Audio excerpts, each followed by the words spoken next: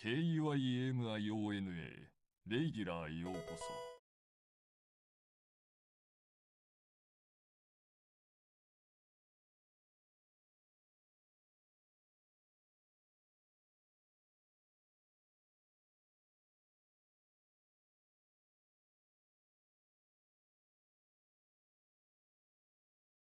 Wait. No, I'm just testing. Because, like, the YouTube live chat is still not working. I've been just trying to, like, what's it call it? You know, I don't know if you guys have ever streamed, but I'm so confused. I've been reloading my YouTube live chat. I've been trying to load my YouTube live chat, but it just says something went wrong, and it just gives me the monkey with the hammer thingy. So now I'm like, oh shit. And then if you're wondering why is there no music, because that's my second confliction. Hold on. Let's think about this. How do I hold on. Let me change the BGM so you guys can hear something. But now the issue is, yeah, so the issue is YouTube copyright, but right now the issue is that I can't even look at YouTube chat because it just gives me the monkey, so I don't have the YouTube pop-out chat. So what I gotta do now is go to YouTube and see if I can see the chat normally on the YouTube page, and then actually pop out the chat from there, because my YouTube studio is kind of cooked. Wait, now I can see you guys. Hi Ray, hi Carl. Oh god. You start double streaming more often. I feel like if I don't, I'm going to, like, what you call it? What you call it? It's like, I feel like then I wouldn't do the things that I want to do. Hold on. Papa? Yay! YouTube chat's alive. Chat. Me chat. Me good. I should get the same. I should try to get the same. I should try to get the same text next time. We're just gonna wing with this, guys. You guys are just here, okay? You know, we're doing we're doing our best there. You guys are just there and there. But yeah, you pick whichever you guys feel comfortable with. You can either take YouTube. You can also take Twitch. And today I am testing. I'm using. Okay, so here's my thing. You guys are probably okay with listening to the same BGM over and over again. I think. I haven't chose. But right now, I am playing music on my speakers so that you guys don't listen to it. But it's only me. It might occasionally enter. It might occasionally enter my microphone, but like I needed something, but I don't know if it's copyright safe, and I haven't actually like I haven't actually found like a thing to that is nice enough for me to hear for you guys. Okay, so the next thing that I'm kind of conflicted on is that the day of reckoning has finally arrived. And you know what the day of reckoning is, guys? My Spotify premium my Spotify premium what you call it? My Spotify premium subscription was canceled because both my dad's and my credit card payment for some reason did not go through, and I'm like, I wonder why is that. I'm like, I wonder why is that, and I'm like, oh shit. So we'll have to double check on that in the next week. What else have I not learned? The thing that I have not learned yet is I haven't learned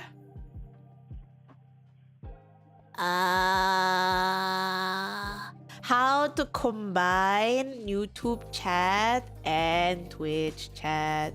I think I don't have the brain for it right now. There's been a lot. I'm using all my brain for one, playing Enfield Factory because the update was yesterday. Two is I've been using my brain to study my own brain. Do you see the brainception I just put on y'all? If you're thinking, girl, you kind of sound high, I might be. I'm just kidding. I don't drink. I don't. Unfortunately, I do not drink. Unfortunately, I don't drink, but that's like, it is what it is. Okay. Hello people on YouTube, and hello everyone on Twitch.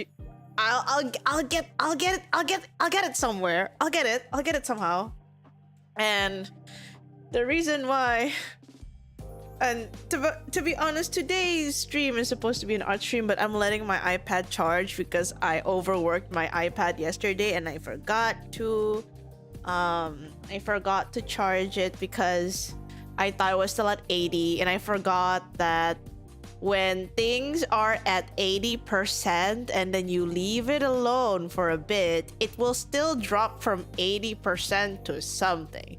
So I forgot that just because I charge something at 80% doesn't mean it's going to stay at 80% unless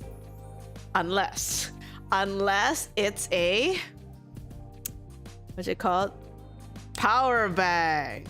Unless if it's a power bank. See, can you tell that my brain is like small? All right, is this the Oshicon in the Philippines? Yes, this is the Oshicon in the Philippines. Hi Salty, welcome in. So the Oshicon merch that I need to continue today, because I have a deadline for today, is going to be in the Philippines. I won't be there physically, but I do have I will be boosting with some people, but I will just mostly be selling my own merch. And to be honest, if you are there, I think I'll try to provide a freebie.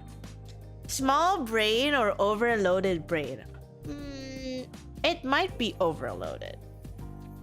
It might be overloaded, but it is what it is.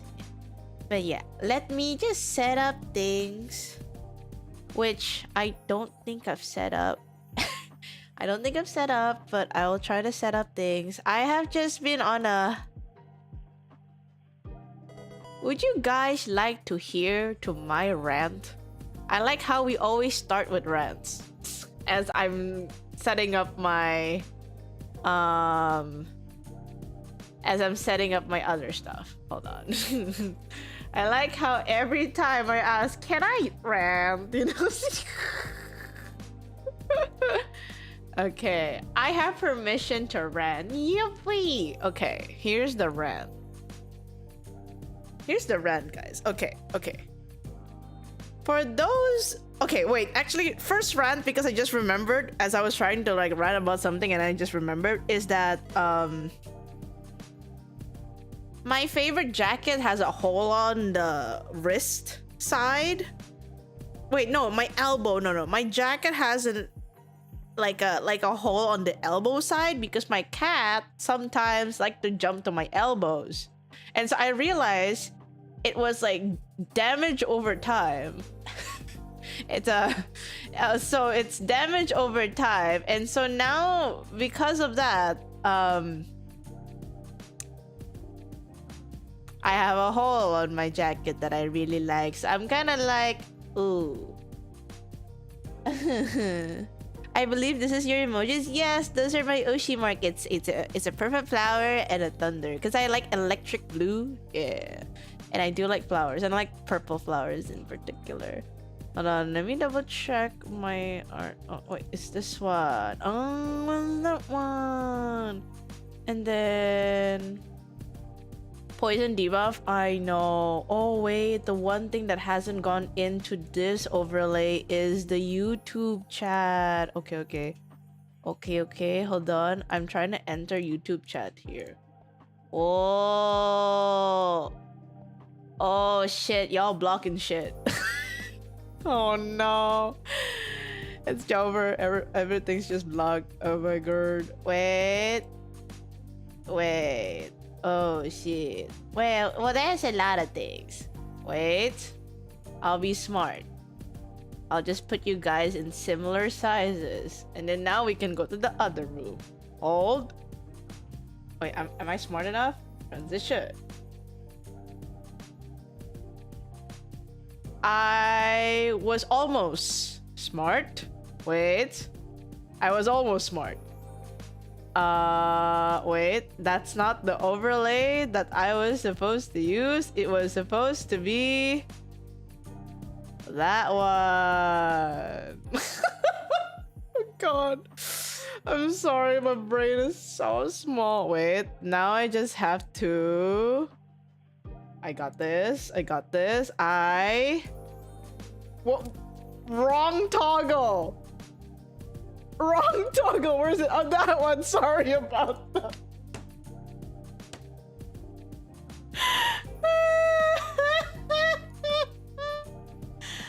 Oh my god, I am low-key losing it.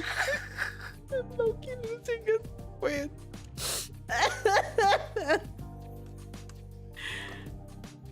It could have been... I mean, I do have it. But I feel like this is more brain empty and brain slow instead of like... I'm feeling a little bit of tomfoolery, you know? Like, it's a little bit different. So... YouTube chat, comfy, peaceful Ray. Twitch chat, edgy, angsty Ray. Is that how she feels when she's dealing with us? No. I don't know. I feel like when I deal with you guys, I'm just having fun most times. Okay. So there's this. And then what I do to you guys is I showcase my iPad. Ah. Wait. That's not it. Oh shit, it's on projecting mode. Oopsie, wait.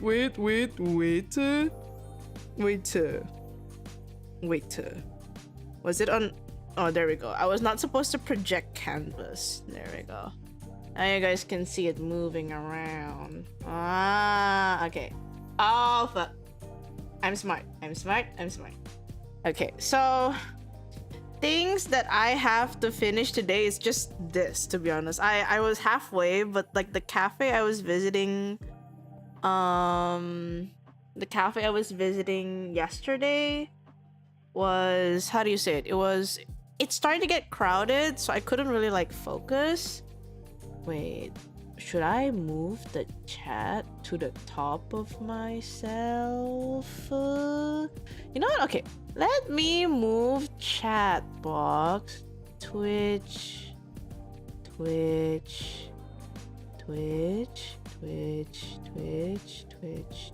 chat. Okay, I'm gonna move Twitch chat and YouTube chat up here. Wait.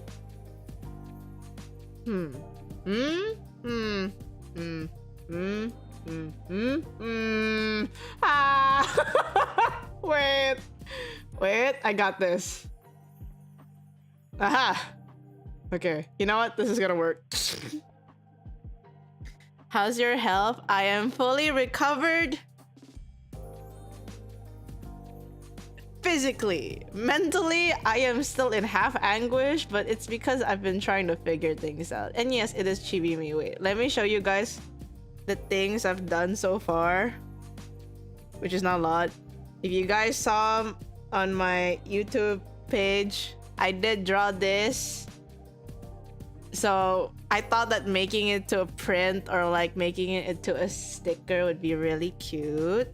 Another thing that I managed to finish. This is supposed to be like part of a keychain. Hold on.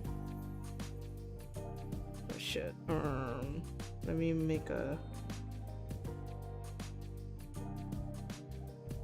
Wait, can I make this into a group? Wait, why is it not making into a group? Shit. Hold on. Wait, why is my Apple Pencil? Why is it not responding now? Why is there's so many things not working right now? It's making me sad. Wait, why is it not?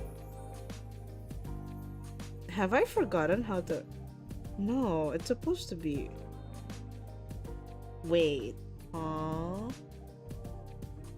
Okay, there's something going on. Oh, there we go. It's supposed to be like this. Okay. So there's this and there's also this. I thought of making it into like a... I also thought of making it into like... So like the top keychain is this one. And then underneath will be the charm, which is this one. Ignore the wolf part, but yeah. So it's this one, and then like underneath is the wolf part. So that's what I've done. And then the thing that I kinda did, not done, is basically, which is something I can do a little bit back, but like I had to make the frame outline of this thing. So it's like my business card. Yeah, the thing that I was trying to like figure out is the business card. I haven't like finished I haven't finished setting that up. So there's also the business card that I have to do. And you can you tell that I accidentally like typoed twice. Oh my god, my small brain. So it was based on this thingy, right? So it's gonna be like this keychain, and the one I'm trying to draw right now is the mini standee. And then I also have to draw, this will be really fast, but I wanted to give you guys like a little like pin button. Would be really cute. And it's not just going to be on Oshicon, it's just that maybe like the first like release of it will be in Oshicon, but I'm hoping to add it to like the shop that I've been trying to like do for a while. And so aside that, for those on YouTube, if I think you guys probably missed out a bit if you don't go to Twitch often, but basically I'm supposed to release my 5.0 merch like earlier on May, but there was a lot of complications and I wanted to make sure it's like a good merch and stuff. But we're getting there because I have all the samples laid out now. So the thing that I have to do that that basically I have to like do on my own is basically set up shop, set up the price, set up the blah, you know.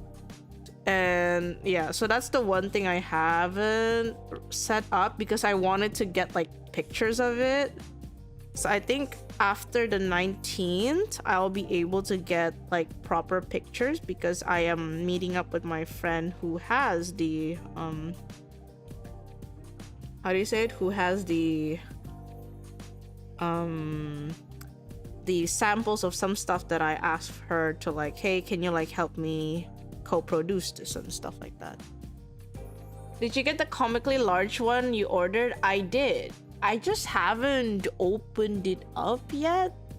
Yeah, I haven't opened it up yet. So I opened the S size because I wanted to like double check. So the only issue I have with it right now is that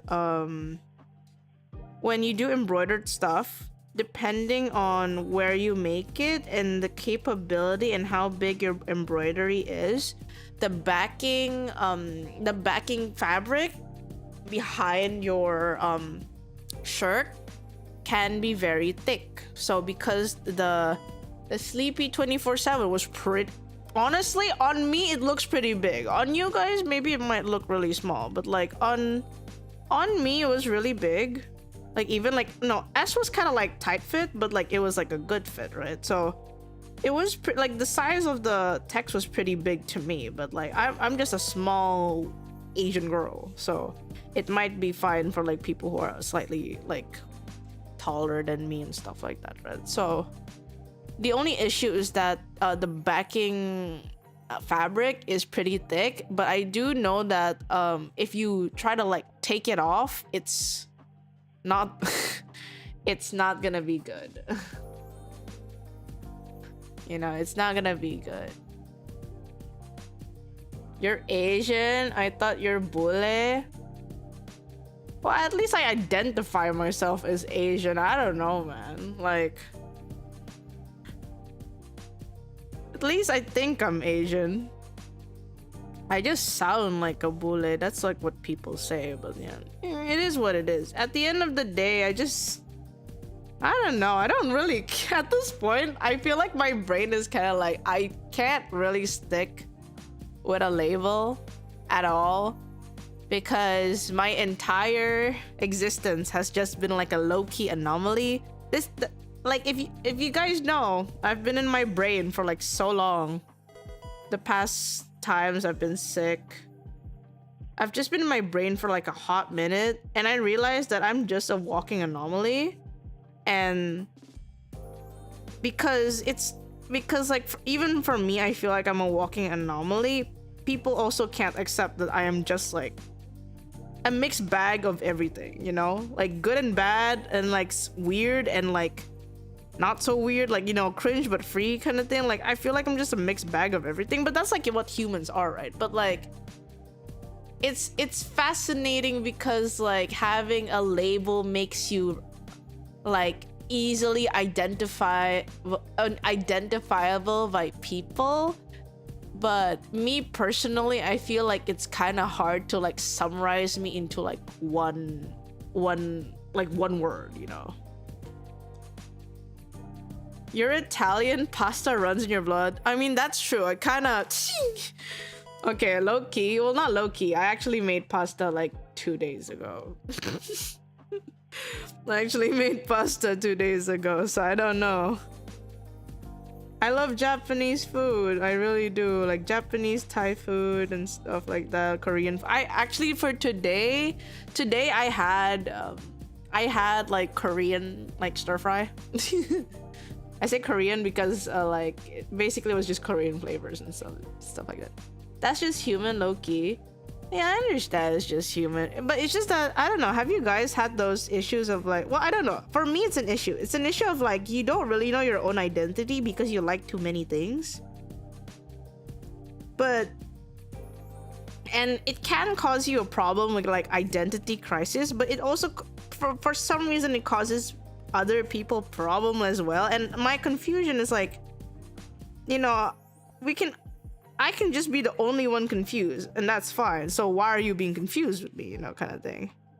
And I realized that like, because people aren't able to label me into like one thing, it's hard for them to kind of like grasp what I am, if that makes sense. Like I've come to an understanding that when you can't get labeled as one thing, it makes people feel like you are a danger, you know. Like, I say danger because I feel like that's what's kind of happened like my entire life, where I like too many things, I traverse and like explore many things.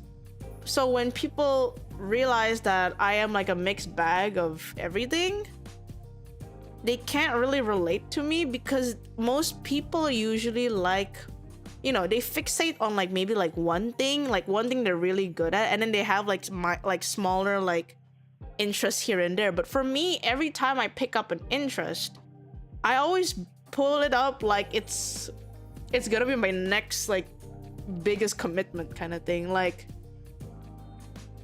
I do art. I went to art school because I took it seriously, and I took it seriously. It's something that I wanted.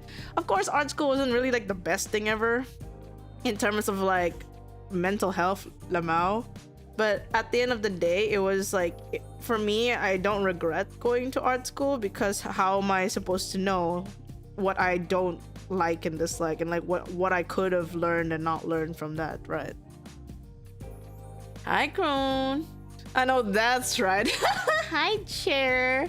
Think about labels, that one label on its own won't tell the complete story. But that's the thing. That's something I've both learned in Japan and Indo. Something that's similar is that when you don't fit a label, most of the times you are treated as an anomaly.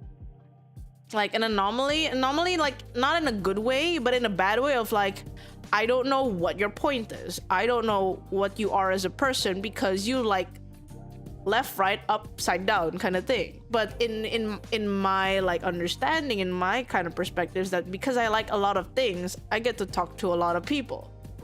You know, like I don't know, like because I delve into a lot of things with a lot of passion and a lot of interest, like genuine interest. Like once I am interested in something, I will just like dive in with like the biggest like passion, the biggest kind of like, you know, curiosity. And it's maybe to a point of people who might not like how curious I am. Like, you know, I'm basically just like,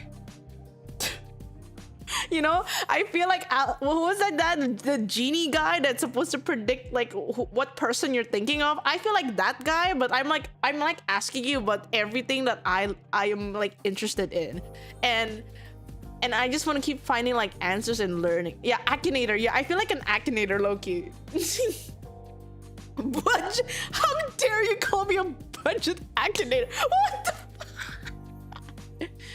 Why would you call me a budget Akinator? That's vile. That's vile, man. Damn. I don't stream for like 1.5 weeks, and literally Zayd pulls the budget Akinator. I can't say I didn't miss it, Zayd. Thanks for that. Your comebacks are something I can never predict, low-key. It kind of scares me, but more than scary, it's just so fucking, you know, I say vile, but like vile in like a good way, okay? I don't want you to misunderstand me. Like sometimes the things you say are sick and twisted, but I think I'm okay with it because sometimes I'm like, damn, you can think of that right there in like the mere seconds I talk. That's fucking crazy, man. Yeah, vile lovingly, guys. Just vile lovingly. Oh my god. Wait, hold on. I don't think Dodger has that big of a head. Let's think about this. Let's think about this more rationally. But yeah, basically that. But yeah, I feel like something that, okay, this is how friends communicate. You'd be surprised though, because I feel like I'm starting to okay guys, wait, I need to tell you something. I need to tell you something that made me feel like I was in the spot. I was like, hi Sia, I was in the spot, guys. I was dead ass in the spot, and I'm like, what the fuck, you know, like I really felt like a what the fuck moment, because I was talking to my friend about like, I was talking to my friends in Japan. Oh, sorry. My friends in Japan that I love and miss so dearly, because they kind of saw me from like when I was starting to be like a young adult, like from when I was like 17 to when up until I was 23, or like 24, which is kind of like, whoa, you know. And I was telling them like how I've been taking therapy, right? Because these are the two people, at least, no, 4. No, I have like 4. I have like 4 really good friends in Japan, and I talk to like my 4 friends, and like the most that I've like stayed over, become their roommate and stuff like that kind of thing. Like I was telling them about like, hey, I've been taking therapy because I realized I've been this, that, and you know, I've been trying to like figure things out. And then they both went, girl, we kind of vibe checked you. Like they were like 2 of my like girlfriends like there was like, we kind of vibe checked you from like a long time. We had an idea you were low-key neurodivergent, but you know, it is what it is. It doesn't matter. Just because you're neurodivergent doesn't mean we love you less. And I'm like, hold on. I only start finding out that I am low-key neurodivergent like in the year 2026. How the fuck did you figure that out? And they're like, we just vibe checked. Like we understood from the way you talk. I'm like, what do you mean from the way I talk? You're telling me I had no idea that I thought I was like a normal person who has maybe slight confidence issues and blah blah. But then 2 of my longest ass friends that I've known from 2015. Like I've known these people from 2015, guys. Think about it. I've known these people from 2015, guys. That is a long ass time, okay? That is a long ass time. And not, mind you, it's not even like 2015. I don't talk to them every day, but it's more like I literally talk to them so often. And I'm just like, you're telling me from the times we've hung out, I stayed in your place, my hyperfixations and blah blah blah, you guys had a vibe check that I was neurodivergent, and they're like, I don't know who thought you weren't. And I'm like, what? I'm like, what?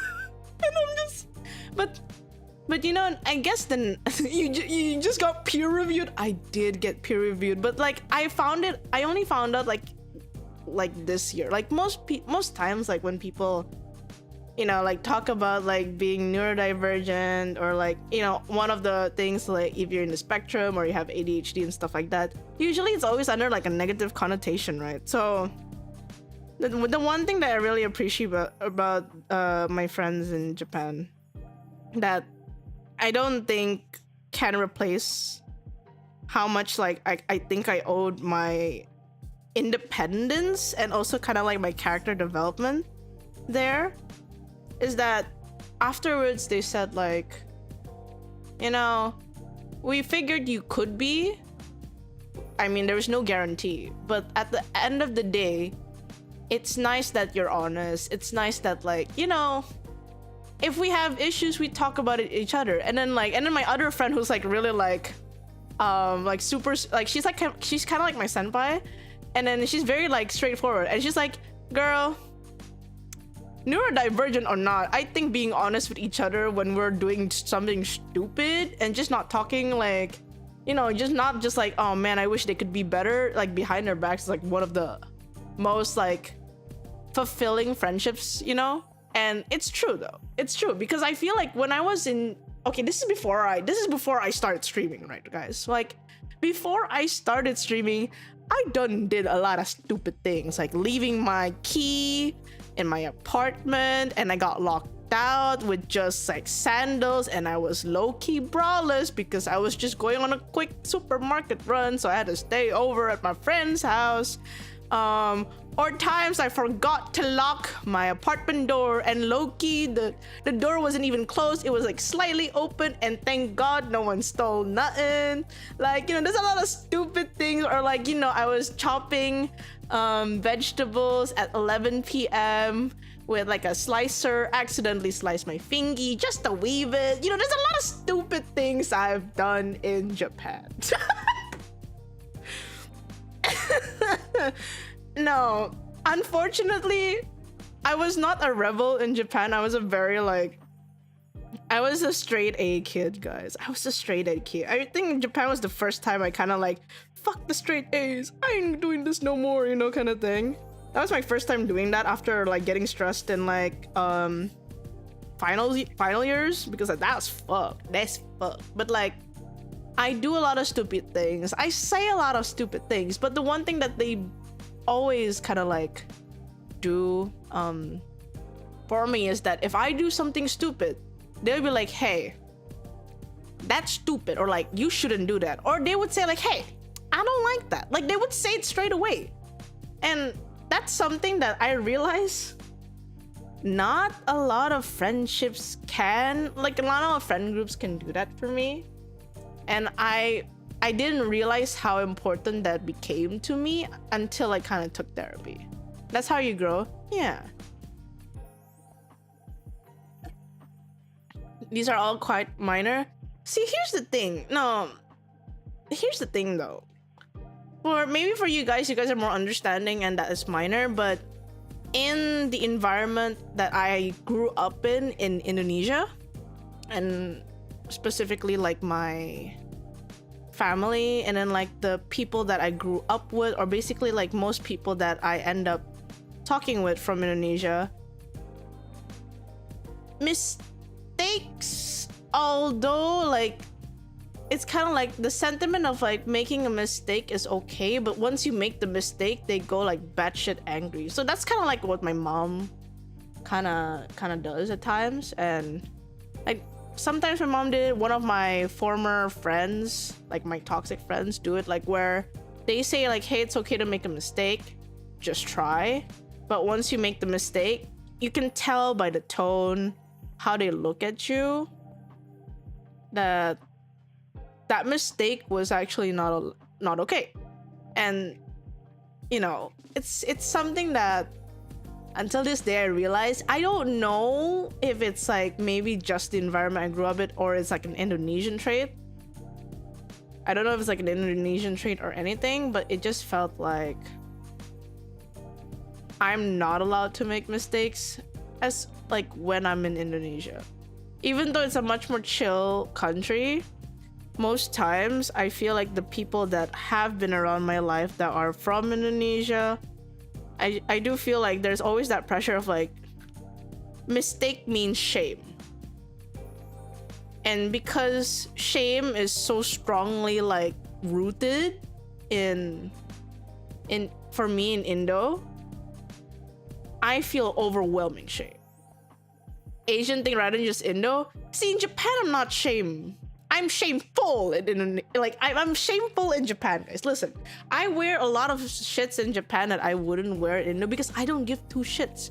Because, you know, the country is like pretty like depressing if you like live there a little bit too long and alone. So like, there's nothing that makes me feel like, you know, there's no shame. Can you guys believe in Japan, I would just literally talk to anyone, guys. Yo, the neurospice trademark having your own lingo that no one understands. Yeah. But yeah, Indo is very judgmental. Your mistakes. So, okay, here's the thing. Okay, guys, here's the mindfucky, okay? Here's the mindfucky that I don't know if you guys have it happen or not, but basically like, it's, for example, you make a mistake in front of someone and one of your friends is also there. At first, they would kind of be like, oh, it's okay to make a mistake. But then after you're all alone, and then you pull, and then you kind of like, you get pulled to the side. It's like, hey, that mistake was like bad, blah, blah, blah, blah. So you get like a full earful of it. But at the beginning, they said like, oh, that's okay. People make mistakes anyway. But they don't actually agree with that. Like, oh, you were not supposed to make a mistake. That's where it kind of... It really itches my brain, because like, I'd rather take the shame of like, you shouldn't have done that in front of people, instead of like, oh no, that was okay. But then afterwards as well. Because you know why? That kind of mindset, I realize it's... Yes. Because one, if you are saying that someone is doing something wrong according to you, and you want to be a good friend saying, hey, don't do that, it's considered rude. It is considered rude. That's the thing. So that's why I didn't know that people don't think like me. Like, not a lot of people think like me, where I'd rather... You know, it's kind of the thing. Here's the thing. I have nothing to be ashamed of who I am and what I'm gonna bring God, like God made me to be. It is what it is. But at the very least, my intent is never bad. I do my best to make sure that I don't want to treat anyone with ill intent. Yes, maybe there's some things that can come from misunderstandings, but I would like to be direct with it so that I would understand when I made a mistake. Because, again, this is what I always tell people when they think I need to understand. I'm like, hey, I'm not a mind reader. Just because I can fill in the lines sometimes doesn't mean I can fill in the lines 24/7. It is impossible for me to fill in the lines 24/7, because that's tiring. That's absolutely tiring. Like, who wants to read? Like, I know, and then like some people will say like, but that's society. You need to always read the lines 24/7. And I'm like, why are we just doing what society is doing? You know, like, isn't it tiring to put a face all the time when at the end of the day you live life to find people to live life with? So why are we doing all the charades of like, it's what society is, you know? It's I don't know, I just feel like, why do we keep doing the same things? I mean, I get it, it's comfortable, like routines are comfortable, but I don't want to live with someone or like be in like a environment or like in like a friend group. Like it could be friend groups that I've like left in the past, like back in my Instagram artist days and stuff like that, or like friend groups that I thought were like chill but not really. Like, why are we trying to like keep a good face when at the end of the day we all know that we're not gonna fit with everyone? Not everyone is gonna like you, even if you get, for example, you know, someone could hate you for like, oh, I thought of you, I gave you flowers, and like, and then you got flowers. Someone could hate you for giving flowers, and like, okay, but should you be mad at it? No. Like, we can't really get mad at like someone who reacted badly on you to your like good intentions. It was just not a fit. So like, maybe that's why I rarely get mad in a sense, because I feel like it's always about what you're used to, your expectations that you subconsciously put on people. But like at the same day, not just because I want something this way doesn't mean people are gonna understand why I want it and they're gonna do it. But like, I would love to find a middle ground. But the thing is, finding a middle ground in like everything, like in friendship, high school debates about the what's it called, UNICEF kind of thing. I don't know if you guys did that, but I did like the whole UNICEF high school debates program, high school kind of thing. You know, at the end of the day, if two sides have an argument or they have like a something they want to kind of like, hey, I believe in this kind of thing, you would debate about it to see what's the middle ground. Yes, you can debate on like who's quote unquote more correct or more incorrect, but like at the end of the day, both sides will have a point.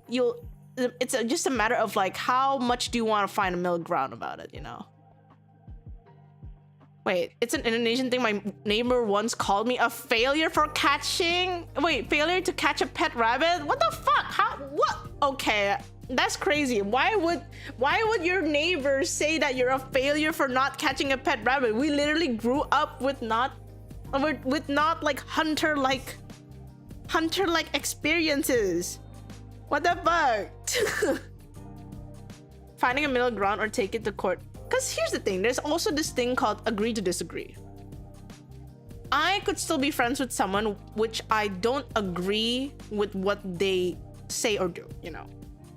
But the thing is, I don't think that's a thing like everywhere. I feel like only some people are willing to do that, and now I feel like I'm in a quest to find people that I am okay with disagreeing with, as long as they're not forcing me to like agree with them, but kind of like understand that this is non-negotiable kind of thing, you know. That's really just me. I feel like I'm on this venture to be like, I need to talk with more people. You guys are definitely like the continuation of me talking with more and more people, because I realized, because of me, you know, liking a lot of things, like exploring a lot of things, exploring a lot of interests, and just like, you know, just being me, you know. I meet people from different,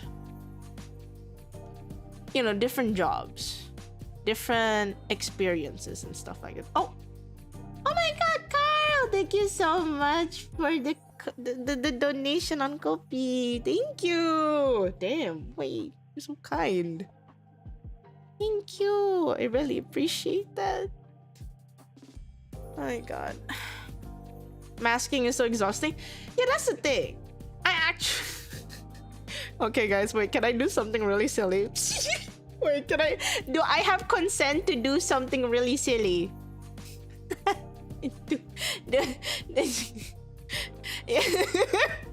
You know those YouTube videos like, have you guys ever felt that you're a person that blah blah blah blah blah blah blah blah and you feel like the world is blah blah blah blah blah? Well, I wrote a song exactly about that, about the feeling of masking, being too tired. Check out the link in my bio for my full cover song. I'm sorry, my brain got pulled by something. But real Real talk though, I actually have two. I have two songs in the making. I actually have two songs in the making that are talking about this exact same issue I've been talking to you guys about. I was okay, listen, I was reading the lyrics and I'm like, hold on. Ain't that just masking? Ain't that just neurodivergent brain in a nutshell? And I'm like, ah, shit, did I? Sounds like peak advertisement. Just like how you should check out Heart in Flames. Oh, shit. Shameless full moon moonlight promo. Kojiro be proud. Sorry, my brain's like wee wee.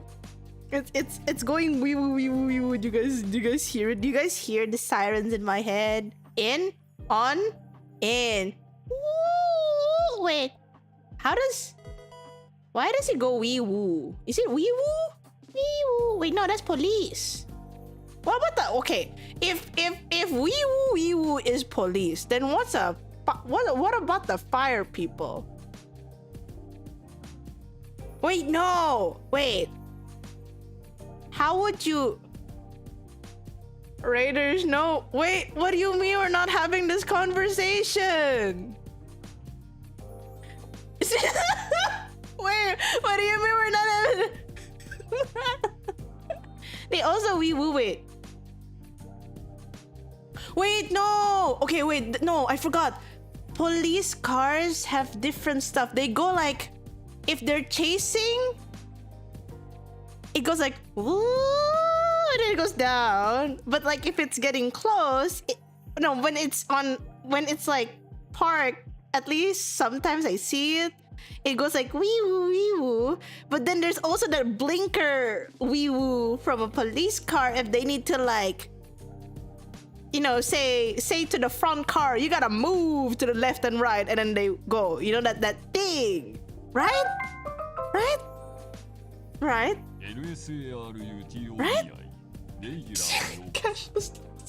Should we like watch a YouTube video outside this?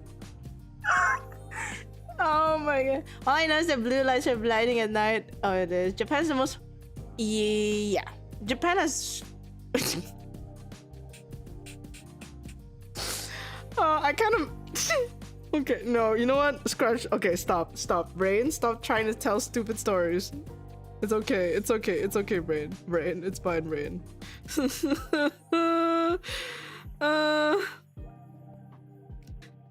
You know why I feel like I'm not shameful? Oh no. You know why I think I'm shameless in Japan? Because I am that girl who called 199. 119. In Japan it's 111. I'm the girl who called 119 in Japan because I cut my fingy. I had a whole ass fire truck come in front of my apartment and they're like, "Are you the person who called the fire department?" I'm like, yes. Hop on into the fire truck, and I sat in the fire truck and they were just kind of like, "All right, state your name. Do you have your ID? What is your issue today?" And I'm like, I cut fingy with slicer at 11 p.m. For half an hour, I tried to ice it, but it still comes out. And then they're like, "Okay, we're gonna try to stop it." And then they're just, they just kind of like try to do it. No. And then here's the thing, it was not an ambulance trunk. Here's the thing. There's two things. It's either an ambulance like pulls up in front of my apartment, or it's a fire truck. Like this one was the type that like if there is a fire, if like the one that came to me was like the biggest red truck where there's like hoses and stuff, and I'm like, oh shit, it was pretty big. Like honestly, yeah, it had a ladder truck, and I'm like, whoa. Also, Sarutomi, thank you so much for the gift stuff. Thank you. They're trying to calm me down. No, here's the thing, guys. I wasn't crying. Wait, no, you guys need to understand. I wasn't even crying. You know what happened? I was just like, I was in a call with my. How bad was the cut? It wasn't too deep to the point that it hurt a lot, but it was deep enough that like it kept bleeding for half an hour. So here's what happened. I was calling with my then boyfriend, which I don't have no boyfriend right now. And to be honest, I was just kind of like, when I accidentally cut it, I'm like, And then my boyfriend was like, what happened? I accidentally cut myself. I'm gonna try to ice it. And here's the thing, guys. You know what's stupid? Okay, here's what's stupid. I tried to check for my ice trays. I ran out of ice.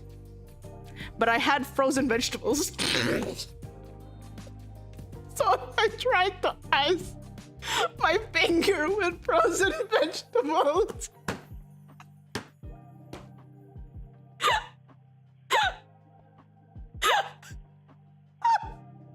I remember clearly because I bought frozen peas and the mixed bag of corn.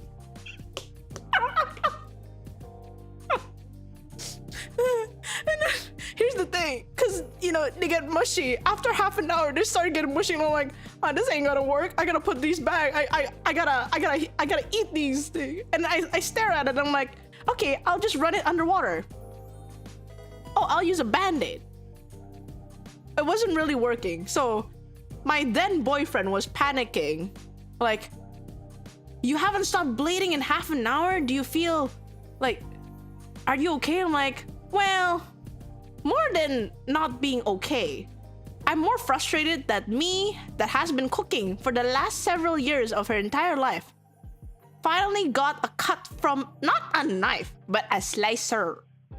And I'm like, damn, the Asian blood in me was just like, you disgrace.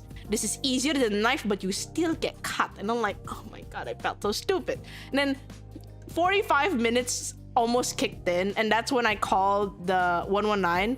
But I didn't realize that 119, yeah, like a mandolin. Yeah, it was a mandolin.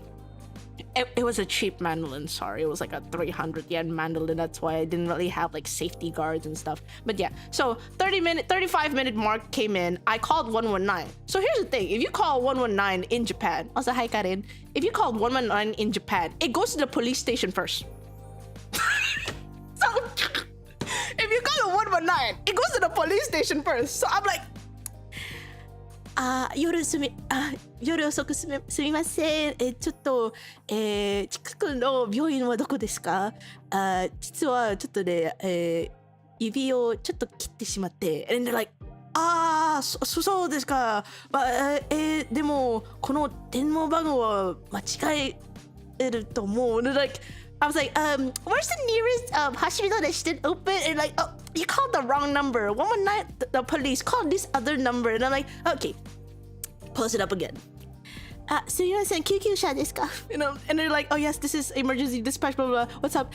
実はね、指をちょっと切ってしまって、もう30分ぐらい、血が流れてしまって。And they're like, oh, okay, tell us your location and we'll be there straight away. They come in the next 5 minutes, and then they're just, and here's the thing. It was 11 p.m., but there was still a lot of like young people outside, like just going back from their dates. It was a Saturday night, and they looked at, they just looked at the fire truck stop in front of my apartment, and then they just stared at me because I'm like the girl with just a hoodie and like, you know what I did? I waved, guys. I did the shy wave of like, all right, who called us? And I'm like, me. She's like, it's me. So I sat in and I went because, and then emergency dispatch did try to like stop my bleeding, but it didn't stop. So they brought me to the nearest hospital that was one station away. So I went into the emergency room, and then the admin, I can tell the administrator was so fucking tired. They were just kind of like, you have emergency? Please come this way. And I'm like, Oh my god, I am so sorry to call you at night. I'm just like, I felt so bad. I'm like, oh my god, I'm so sorry. I'm in emergency at night at 11 p.m. on a Saturday. Like, whose dumb idea was to cut vegetables at 11 p.m.? I was meal prepping, you know. I was just meal prepping. Can you turn off DVR for YouTube? Was it on? Wait. How do I turn off? How do I turn off? Whoa. Okay. It should be off. I don't know how that works. Don't know what that is. Damn, that's the monkey there. The humble policeman. Great vegetables.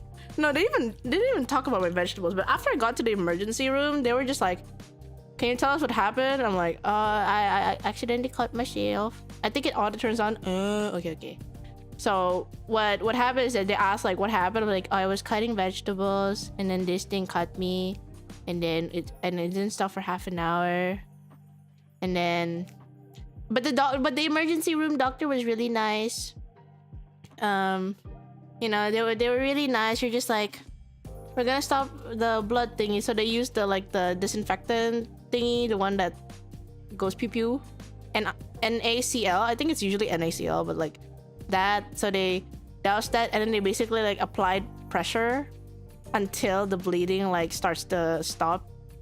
And well, the not fun part is that my blood isn't exactly the thickest blood. It was pretty like smooth, so it was harder for my my my finger to stop bleeding because I had like smooth saline blood. And I'm like, I see where the problem was. How big was the cut? It's really small, but it hit. Wait, I can take a picture of my finger for you guys. Hold on. It's a really small cut, but like I was bleeding for half an hour, like smooth saline. Hold on. It's cause my blood was like smooth and it wasn't like slightly like like it's not supposed to be clumpy, but like because it's smooth, it's it ended up like, I don't know if you guys can see this though. Hold on. Wait, let me see if I can show it to you guys on my screen.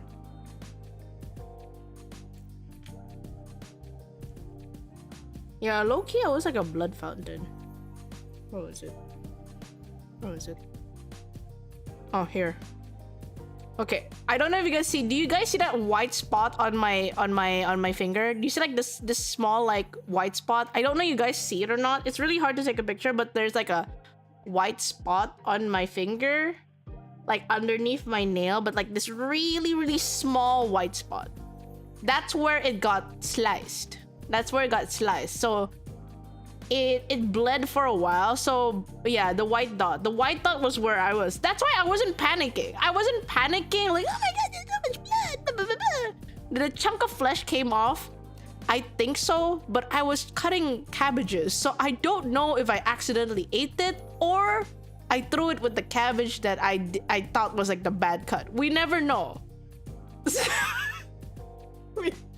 Listen, we never know in life, okay? We never know in life, okay? Extra protein, maybe. I don't know, man. but yeah, so by the time I was what you call it? Like by the time I was already like coming back, like the bleeding is starting to stop and all, I realized it was already like how long has passed? Like a good hour has passed, and that's when I started to feel lethargic. So it took me an hour to start feeling like, oh, I did lose blood. So I genuinely like the realization that I lost blood like happened an hour after they were trying to check me up and stuff. So I'm like, oh, I did lose blood, you know, that realization like came really late. Yeah, the adrenaline wearing off. But unfortunately, because I didn't bring No, because I had to pay emergency fee, but I didn't have enough cash. I had to actually go to the nearest. After I got patched up, I had to go to the nearest Family Mart or like 7-Eleven to like pull out money because I had to pay. So basically, I had to like deposit 10,000 yen for the emergency dispatch. But if I come back in the morning, I can bring my health insurance and then I get my cut. How do you say it? I get a cut of my like deposit back kind of thing. Yeah, so the 10K was like a deposit. Yeah, reimbursement. Yeah, reimbursement. So that's what happened. So that's what happened. Yeah, so they just say like, hey, come back in the morning and then we'll handle your procedures and stuff. Just get a good night rest. And I'm like, oh, thank you. Yeah, it's just guarantee money. Yeah, they're really like trust is a very strong thing in Japan.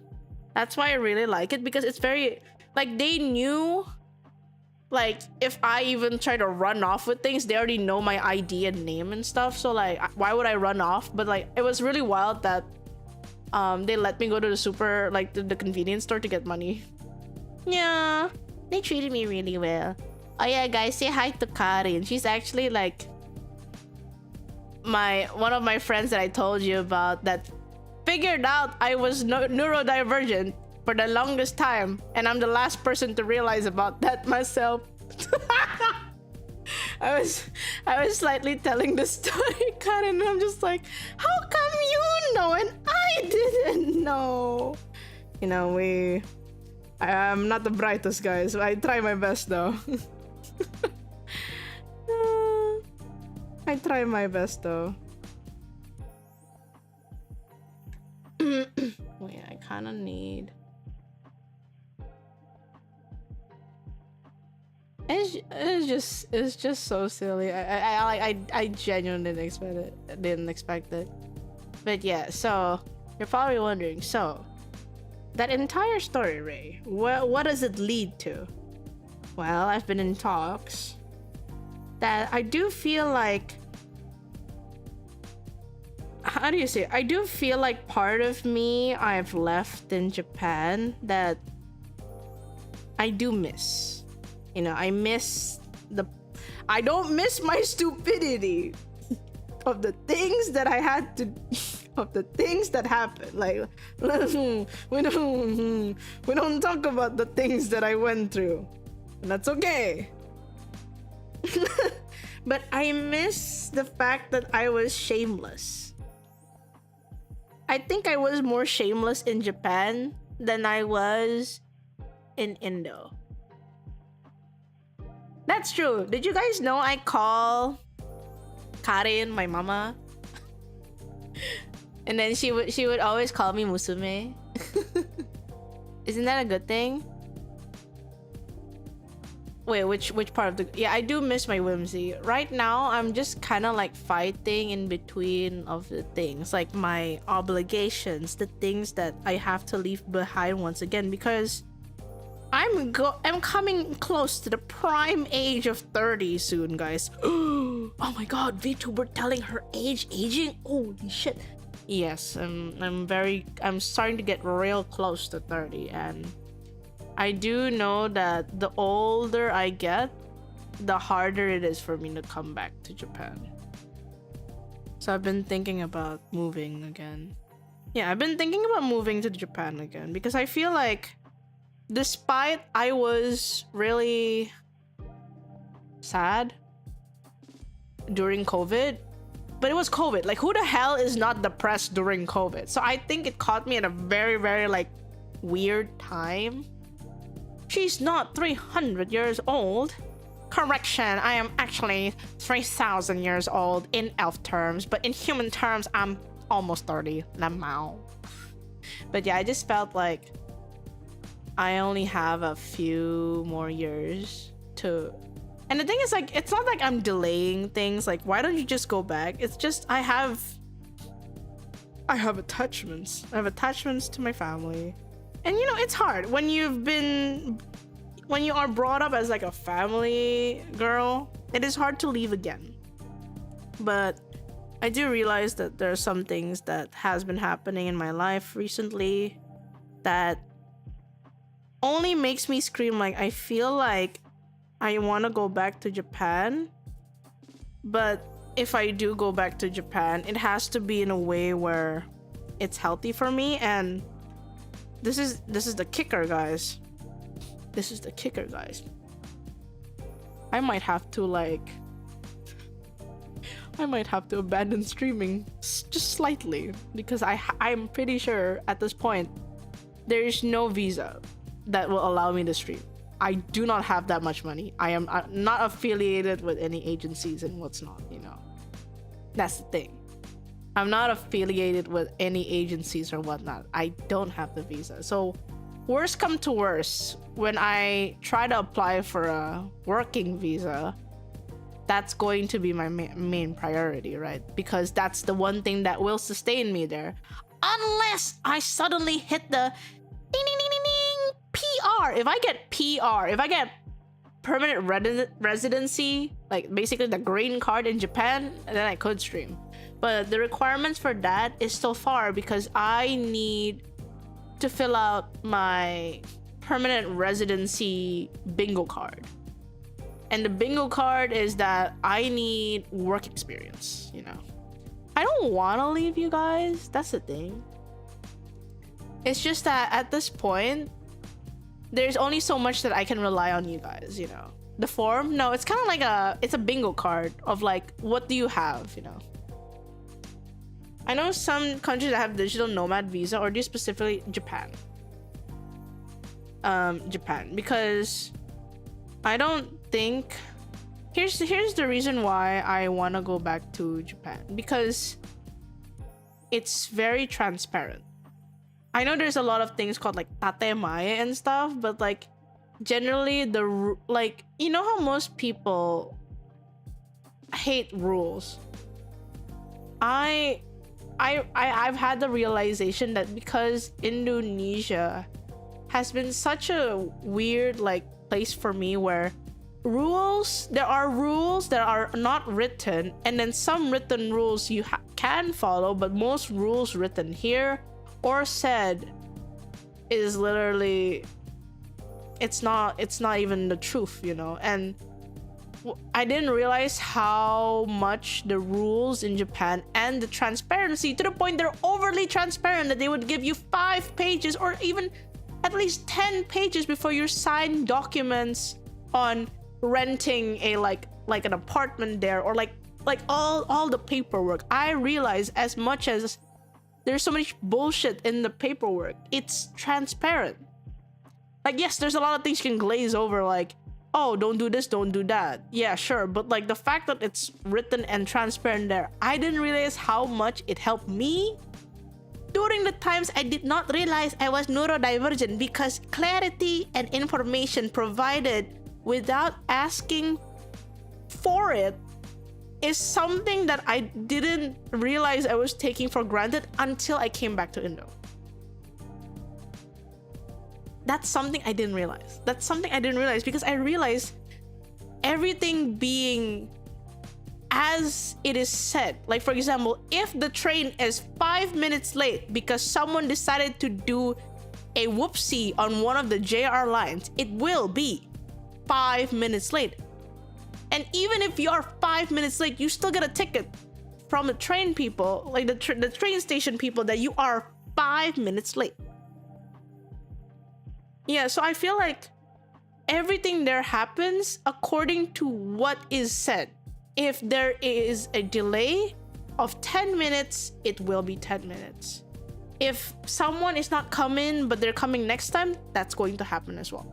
So I feel like the system there helps me regulate so many things that I was more passionate in Japan. I was able to do more creative things there, because I don't have to think twice on like how to settle things, how to do paperwork and stuff like that, or like things that I have to do correctly. I don't have to rehearse my conversations, I still do, but like there's always a format for it, and that's the thing that I didn't realize Indonesia lacks.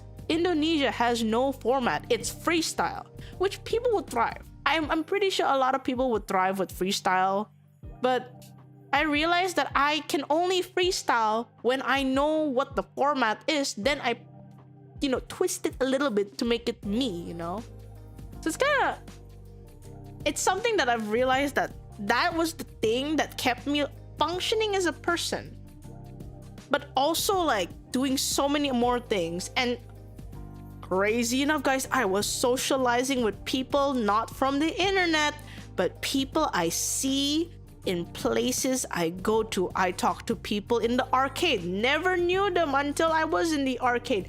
I talked to people who were doing dance. I was talking to people who were doing dance. I talked to people who run a restaurant. I talked to them and just like, oh my god, yeah, I'm just here, blah blah blah. I had like the vibe of like they wanted to talk to me and I wanted to talk back to them. And then eventually, I don't know, it just made me feel like, wow, I can be this talkative. I can do that. It's baffling that it is so hard for me to do that now. It is insanely hard. Gasp, VTuber that is not introvert? That's the thing. I struggle with that now. I force myself to do it, but I hate lying. Like the one thing I really hate is lying. And when I lie, like even like lying like what I do and stuff like that, it makes me feel nauseous. Like I'm not joking, guys. Like it makes me feel nauseous when I have to lie. Like the only time I would quote unquote lie is like if my life is in danger. But the fact that most conversations here in Indonesia that you kind of have to like do a little bit of a white lie so that people would stay interested in you or like whatnot, like I don't know. That doesn't feel fun to me just because like you want to save face, but like who cares? The environment, I thrived. I didn't realize how much I thrived in Japan. I genuinely didn't realize how much I thrived until I got depressed because of COVID. But like who doesn't get depressed during COVID, guys? Okay, actually, raise of hands. Who are the people here who was in COVID time that did not get depressed? If you didn't get depressed, you're crazy, but I respect you for that. But I was one of the people that didn't know I could ever get depressed. I was chill, good. Me was a fun ride. Okay, you guys are great. I respect you for that. It was a shock for me though. It was a shock for me because I was the type of girl that always had a positive outlook, guys. I literally would sing aikatsu songs, which are always positive songs. I don't listen to most edgy things and think like, oh my god, life is so hard, blah blah blah. I like the positive meaning of most songs and stuff until I realized that I could get depressed in COVID and in Japan. And I'm like, what? What? Okay, Zaid, like genuinely, not exactly depressed, but fuck my social skills by a mouth. Oh yeah, the social skill part was crazy. COVID took away. Yeah, that was the first time I actually got depressed. I've never gotten like depressed. Like I feel like I've gotten sad often, but I've never gotten to a point where I'm depressed, I was rebellious, but like to the point that like I could tell I was depressed is that once I started. Here's the thing, guys. I don't eat instant noodles. Something's wrong. If for the last 3 months, I order 3 boxes of instant noodle, and it is literally the same flavor, and that's all I eat, breakfast, lunch, dinner, with water. Still saying, guys, I'm not the type that goes with alcohol. I still drank the instant noodles. No, I still ate the instant noodles with water, guys. I was still low-key surviving, but I was literally instant noodling for 3 months, and I didn't realize until I looked at my trash. That's the thing, guys. Because I was depressed, I didn't really throw my trash that often. I threw it once I started to have like four like 30, okay, I think like 4 30 or 50 liter like trash bins like filled up, and I have like 5 of those in front of my door. That's when I start throwing my trash. And I don't usually do that. Usually I would throw out my trash every 2 or 3 days because it gets filled really fast. The fact that I actually I actually had like 5 trash bags of like 30 to 50 liters of it, like 50-liter bags. Don't worry, I did wrap them up and stuff, but once I saw my trash bags, it was literally just cup like noodles, and I was like, am I depressed? Like, I actually had to ask myself that question because I didn't recognize like what it is, you know. I didn't recognize what it is. I've never known how it is because I grew up in a household that basically says depression is not real. That is just a word people made up. They just need more God. That's the household I was brought up. And you know, because I was a pure ass kid and took everything at face value, I thought that was true. I thought there's no such thing as depression. And I'm like, but then I started talking with people outside of my family and like, you know, international. That's when I started getting into like art communities, and the topic depression comes up, and then the topic of like how people in Japan can get depressed and things happen on a daily basis. It started to click to me of what I was feeling. I was like, that's why my brain instantly like, you know, took like, it kind of like, you know, connected the dots and like, are you depressed? Let's think about it, you know, like, are you depressed? Is this depression, you know? Like, I had to like actually like stop for a bit and like think about it. It's not major denial. Here's the thing, it's not major denial. It's more of like they were, at least what I understand is that my parents were brought up in a generation where it was not studied yet. It was not labeled yet. It is not a research that is proven to be like, it's not a disease. It is like a, like it's just like, it's neuroscience kind of thing. They grew up in a generation where they're not exposed to that. We grew up in a generation where we have a shit ton of information that could be lies or not. Information like adapting and changing every second we look up in the internet. We are in a very, very like information, like abundance of information, which is really hard sometimes because you get overwhelmed. Yeah, it was a state of mind. It was a state of mind, but also because we don't have those studies in Indonesia, guys. Most of those studies are made in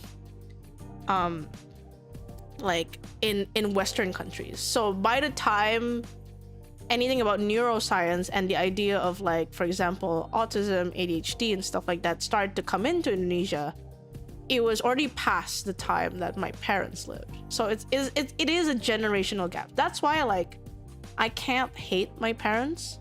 Most people would just be like, you need to understand me, blah blah blah. I'm like, I would understand like that. I want to be understood, but I don't think they are in the capacity to understand, because that's like an entire thing. Why do I hear my cat?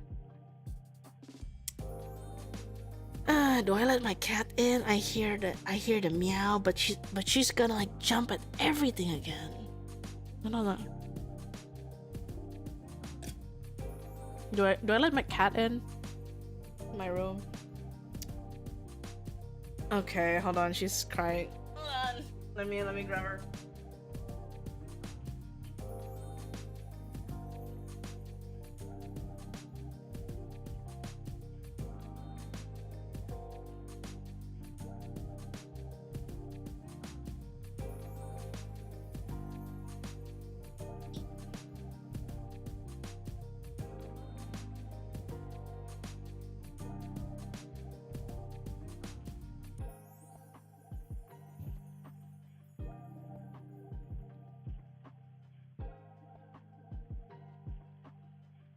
Will you say hi, chat? Or will you not say hi to chat? Okay, my cat's in. I don't know if she'll say hi, but she's just doing cat things. Remember the ground rules, cat. Do not bite my books. Don't bite my paper. You can knead on my dolls. You're not supposed to break no boxes. Don't bite on cable. I just said don't bite on cable.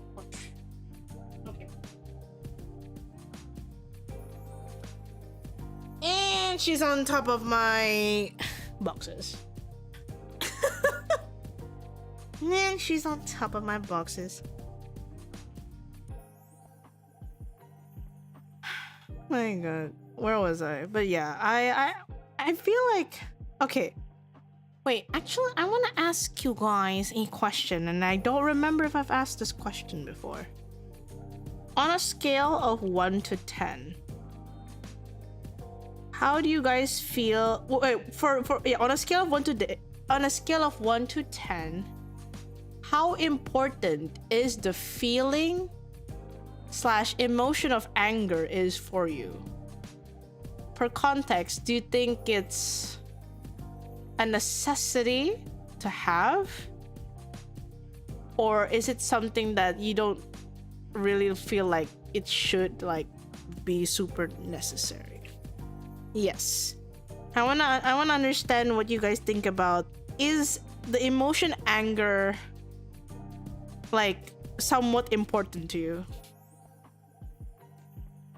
9.5, it kept me human. Oh, you need the ability to get angry for things that are important to you. Hi, Sichuan sauce. Yes, because it's proactive negativity. Anger causes you to drive.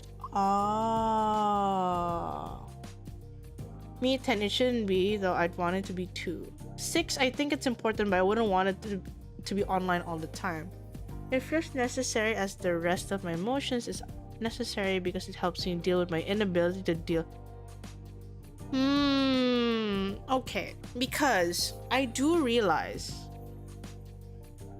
I have lost the ability to regulate my own anger because it rarely appears, so I forgot how to feel angry. So what happens is that I end up being sad more often, but I don't know how to be angry for myself, but it's easy for me to be angry for someone. But the first thing that I would still do is be sad and cry. It is a bit for me since this type of outlet for me and my emotions, but it shouldn't be hindering you for a long time. I've never had the ability to regulate mine. See, there's like, you know how like most people have like anger issues, so they aren't able to regulate that they get angry a lot often. I'm the opposite, where I can't really like push anger out from me. I don't know. I do feel that I think as a kid growing up, I was able to be angry, but somewhere along the line, I realized that it's tiring to be angry. So it does me, I think that's when my brain kind of like tried to unlearn how to be angry, but I don't remember when. But I just remember like that being angry is tiring for me, so I stopped being angry. Hi, Hinagiko. You have so much self-awareness. It's amazing. Thank you. I tried it because, you know, I grew up in a situation and like a lot of friendships that like, you know, crashed and burned, some that survived, you know, family stuff that sometimes die, and like family stuff that kind of like crashes and burn as well. And I'm always pointed out as like, it's instead of like, hey, what was wrong between the both of us, it's always, most times it would always be like, you're weird, something's wrong with you. Like that's the most comments I've gotten growing up. So it's never like, let's figure out like what's wrong between the conversation we have, or like the thing that made us like have a conflict.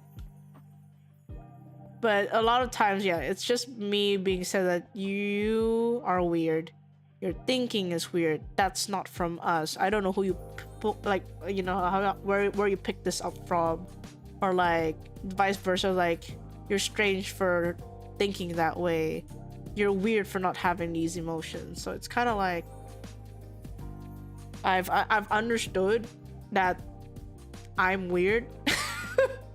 Which like at this point in the day, like if I call myself weird, I'm like, it is what it is. It is unique, right?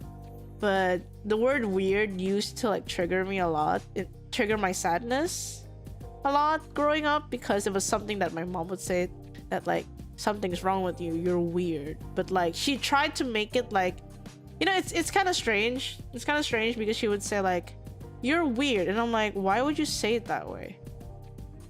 Cause like, and then she's like, I'm just trying to make a joke that you're weird. And I'm like, no, you can't make a joke with the same word you use to make me feel that something is mentally and physically wrong with me. And I begged you if I could go to like a psychiatrist, and you said no because I'm supposed to be not weird, but you call me weird. So I'm like, hello. I like weird, it's cute. Really? Think you're just being you. It's hard because I do think that there is I think there is a wish, you know. I think there's a wish of like how people want me to be. That's the hard part. The hard part is like, I like seeing people smile. I like doing things that make people happy as well. Or like being me and people are happy around me. But it starts getting like a little bit sad when you're just kind of like, stop doing that, you're weird. And I'm like, shit. Have you guys had those moments in school where someone says, can you like stop doing that because you're being weird? Like I don't know how many times I got called like that. That's why I didn't really have a lot of friends in high school. Yeah, I didn't have a lot of friends in high school. But they start searching for me when I had like, when they realized I went to Japan, and they're like, yo, can you like help me like sign up to this school because you're in Japan? I'm like, what the fuck? Like, hold on a second, I think my cat is doing something. What? Shh. Wait.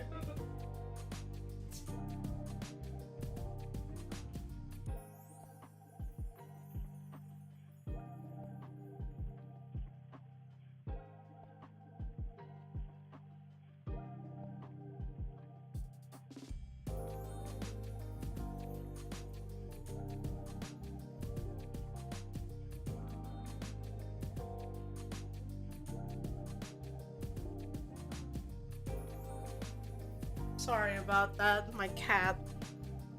Yeah, my cat jumped on to my figure, to my tall ass figure like display that I have in the corner of my room.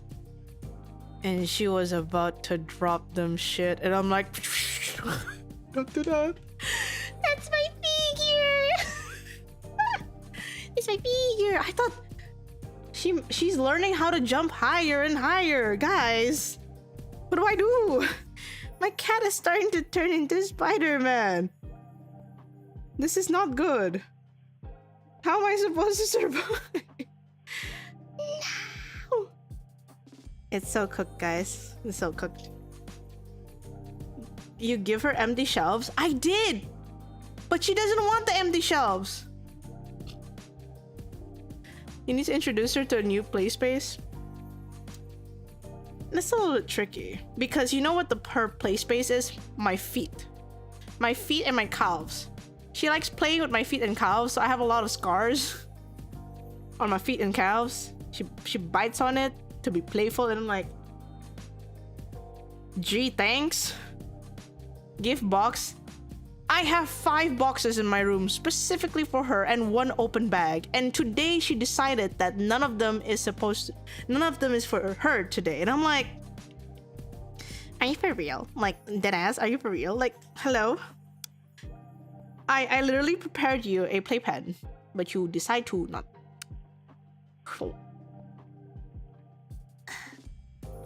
Stop. No, I don't even move my toes. I was just walking. Like, she comes into my room.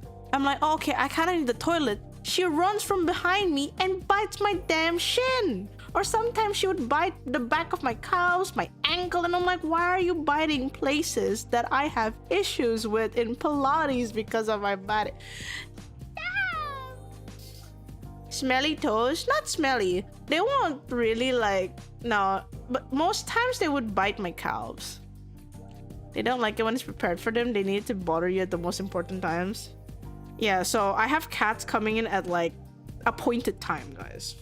I'm real with y'all. They come in at appointed times. So I have a cat that comes in at exactly 4 p.m. and will sleep until 7 p.m. then go out of my room.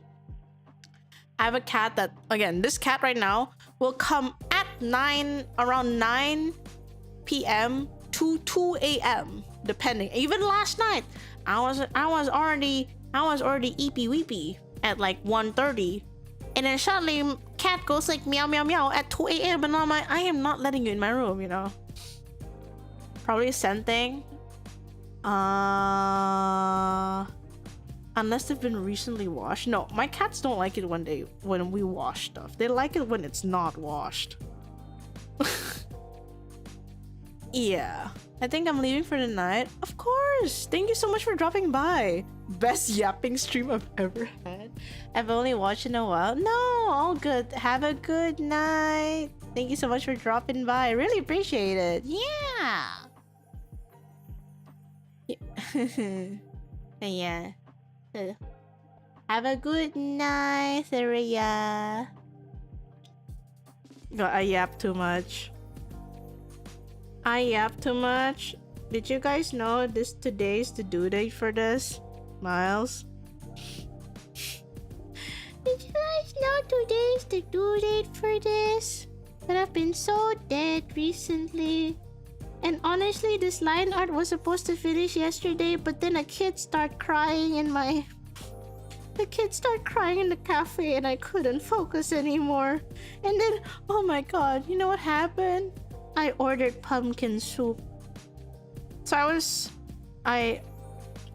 trying a new cafe. I ordered pumpkin soup because, guys, I was so confused. Why is pumpkin soup like $4? But a chicken Caesar salad was $7. And I was like, hell no, I'd rather just eat soup and I get sourdough bread. I'm like, okay, cool. So I ordered that. I shit you not. I thought I was gonna get a soup, like you know, the soup bowl, or like either a soup bowl or like the pasta plate that has like the like not so deep of a soup.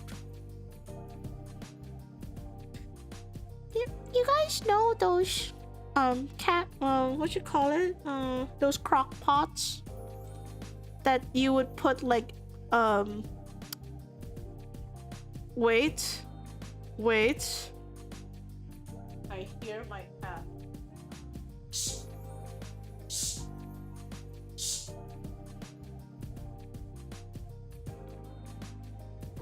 Oh my god. So anyways, the serving size. Why does she make noises when she's on my bed? But then she looks at me. Okay, so the serving size. Not a crock pot. What's it called? You know those cast iron pots? Not cast iron pot. Those pots where you make like sourdough or like the ones that you can like. Hey.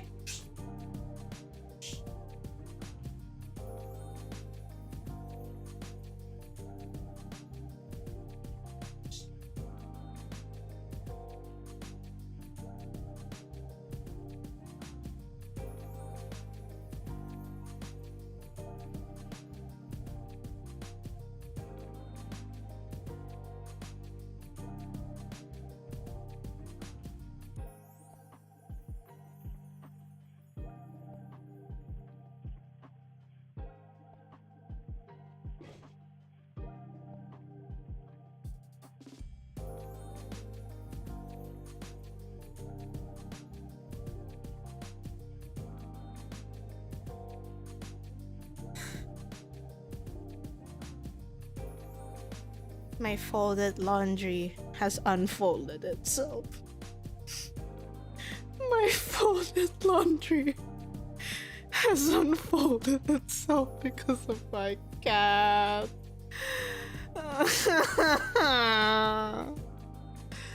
Oh man. Huh. And the correct Dutch oven.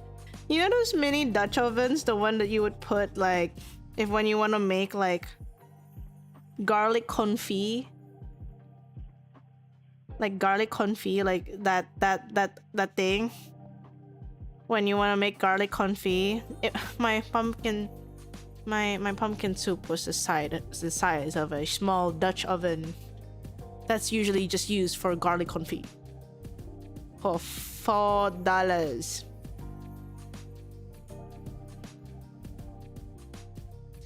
And I get one slice of sourdough bread cut in two. And I'm like, And here's the thing. I wouldn't mind the $4 had it been good. That's the thing. Had it been good, I wouldn't mind the $4. But you know why?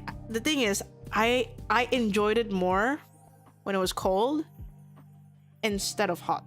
Because I realized the pumpkin soup they made was not seasoned well enough for it to be a warm pumpkin soup, but it was seasoned enough for it to be a cold pumpkin soup appetizer shot thingy.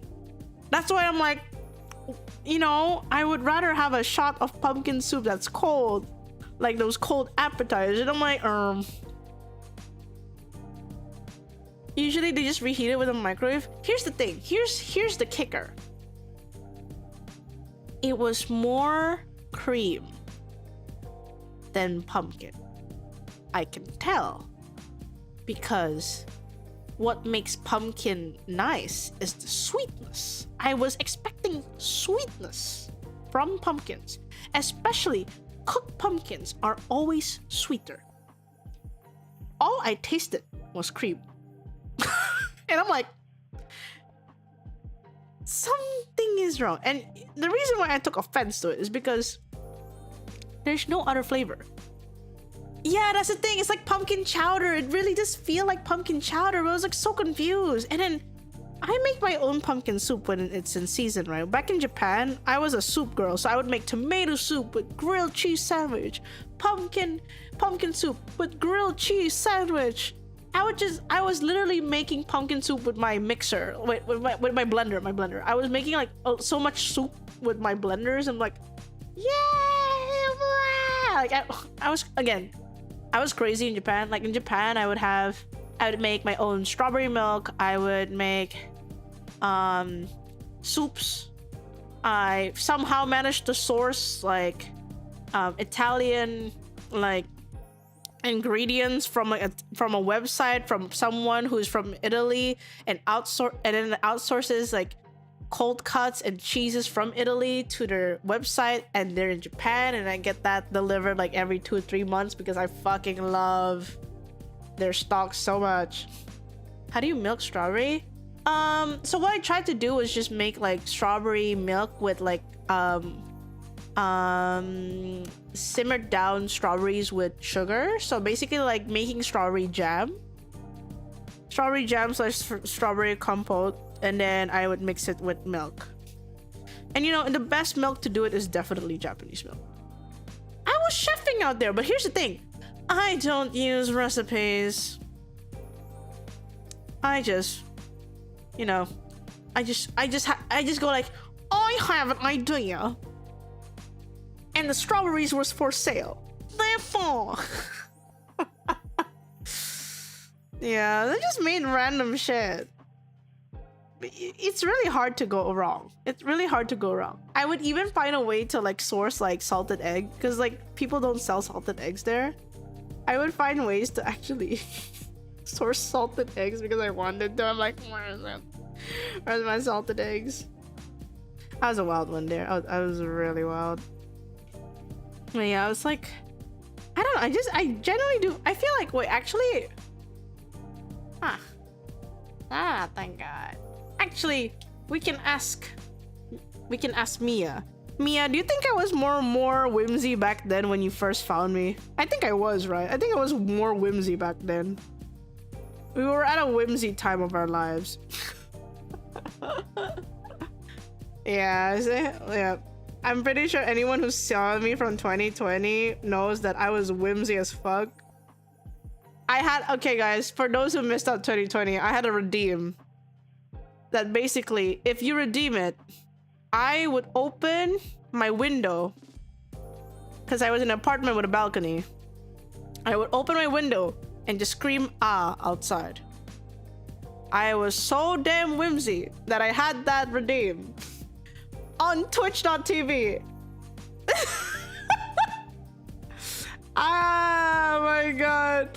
My redeem. Yeah, so I was screaming out my balcony and my neighbors were fine with it.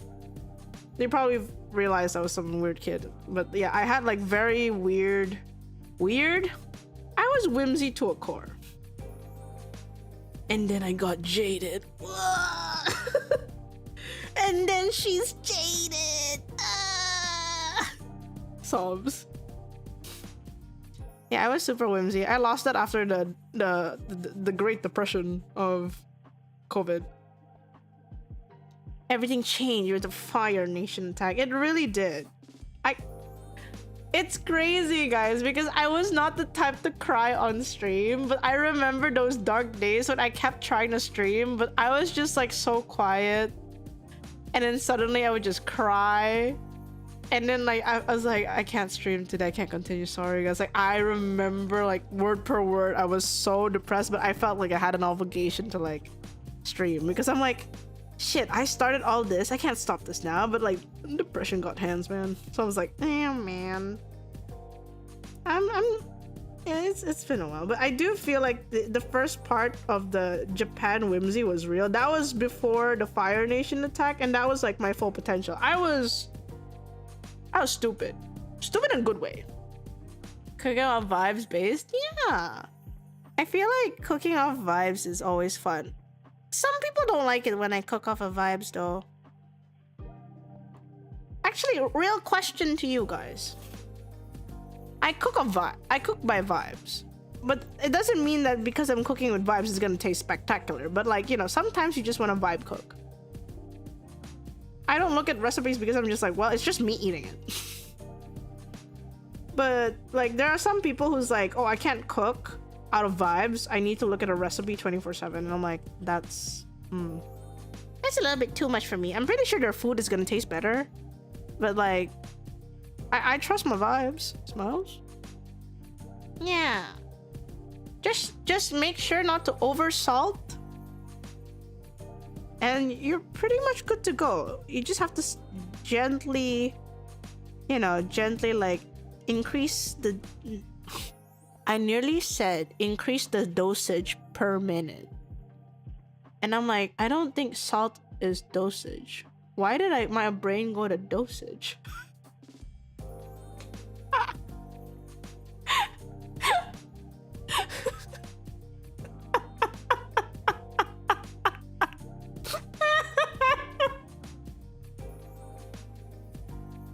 I'll follow a recipe-ish the first time I make something, the freestyle from the... Okay, the stupid thing about me is... Okay, wait. Okay, guys, I have a confession. Wait, I have a confession. Okay. Dear God, I have a confession. Confession? Confession. I have a confession. So I would look at the recipe, right? So for example, like someone says, check out my recipe, and I look at the recipe. The only thing I remember, well, I don't even remember, the only thing that I take into context of when I look at a recipe is how it's going to be plated at the end. So I look at the picture that's like, how to make fresh blah blah blah blah in under 30 minutes, and then they put a picture, like I'm like, damn, that looks great. And then I'm off to the supermarket. I did not look at like how to make it, and then I scroll down all the way to ingredients and I'm like, oh, okay, I can just buy this. and then and then I forget that there's steps in the website. So I bought the ingredients. I looked at how it looks like, and I just kind of wing it.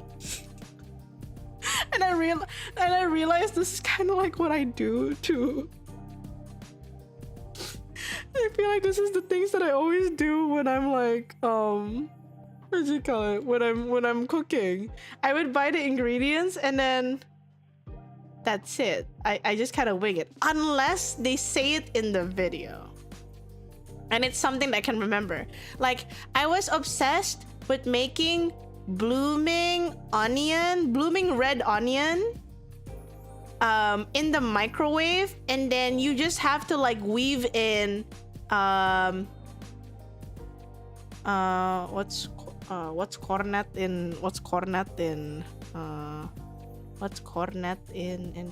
luncheon meat kind of thing, and then you add salt, pepper, and I just ate a whole red onion. Corned beef, there it is. Yeah, corned beef. I ate bloomin' red onion that was just cooked in the microwave with corned beef, salt, pepper. And that was like a 30-second video that I watched. But once it tells me to lock in for like 15 minutes, I realized even if I watch it for 15 minutes, which I had to do back then for like baking, I would forget. So then I would play. So what I do is that because it's really hard for me to remember, I would play the video up to one point. When I'm done, then I continue after that point. So I make the video into like a checkpoint. And I don't think I'm good at baking. I don't think I'm good at baking because honestly, even if I follow the video and even if I looked at it 5 times, I don't think I understood. There were so many things. I assume the corned beef was canned. Yeah, it was canned.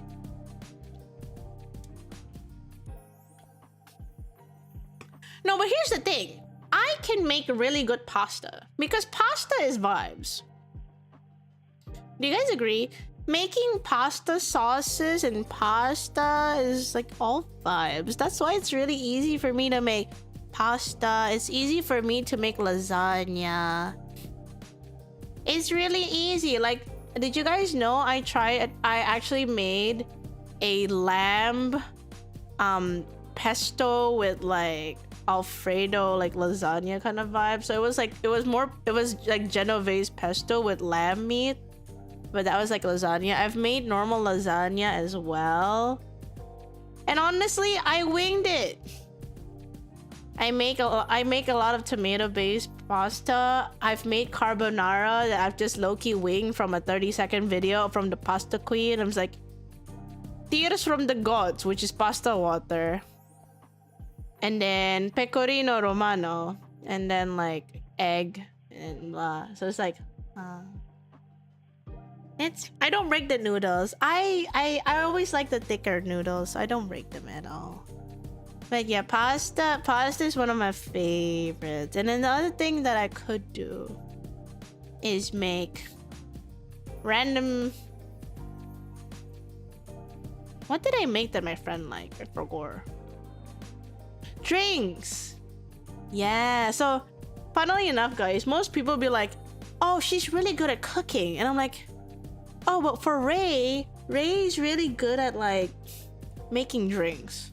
Not mocktails or cocktails, but like tea-based stuff or like a mixture of drinks. Basically, I'm like a mixologist, you know, for like the good stuff, like juices and stuff. So I'm really good at finding those balance with water stuff, but not alcohol. We don't do that.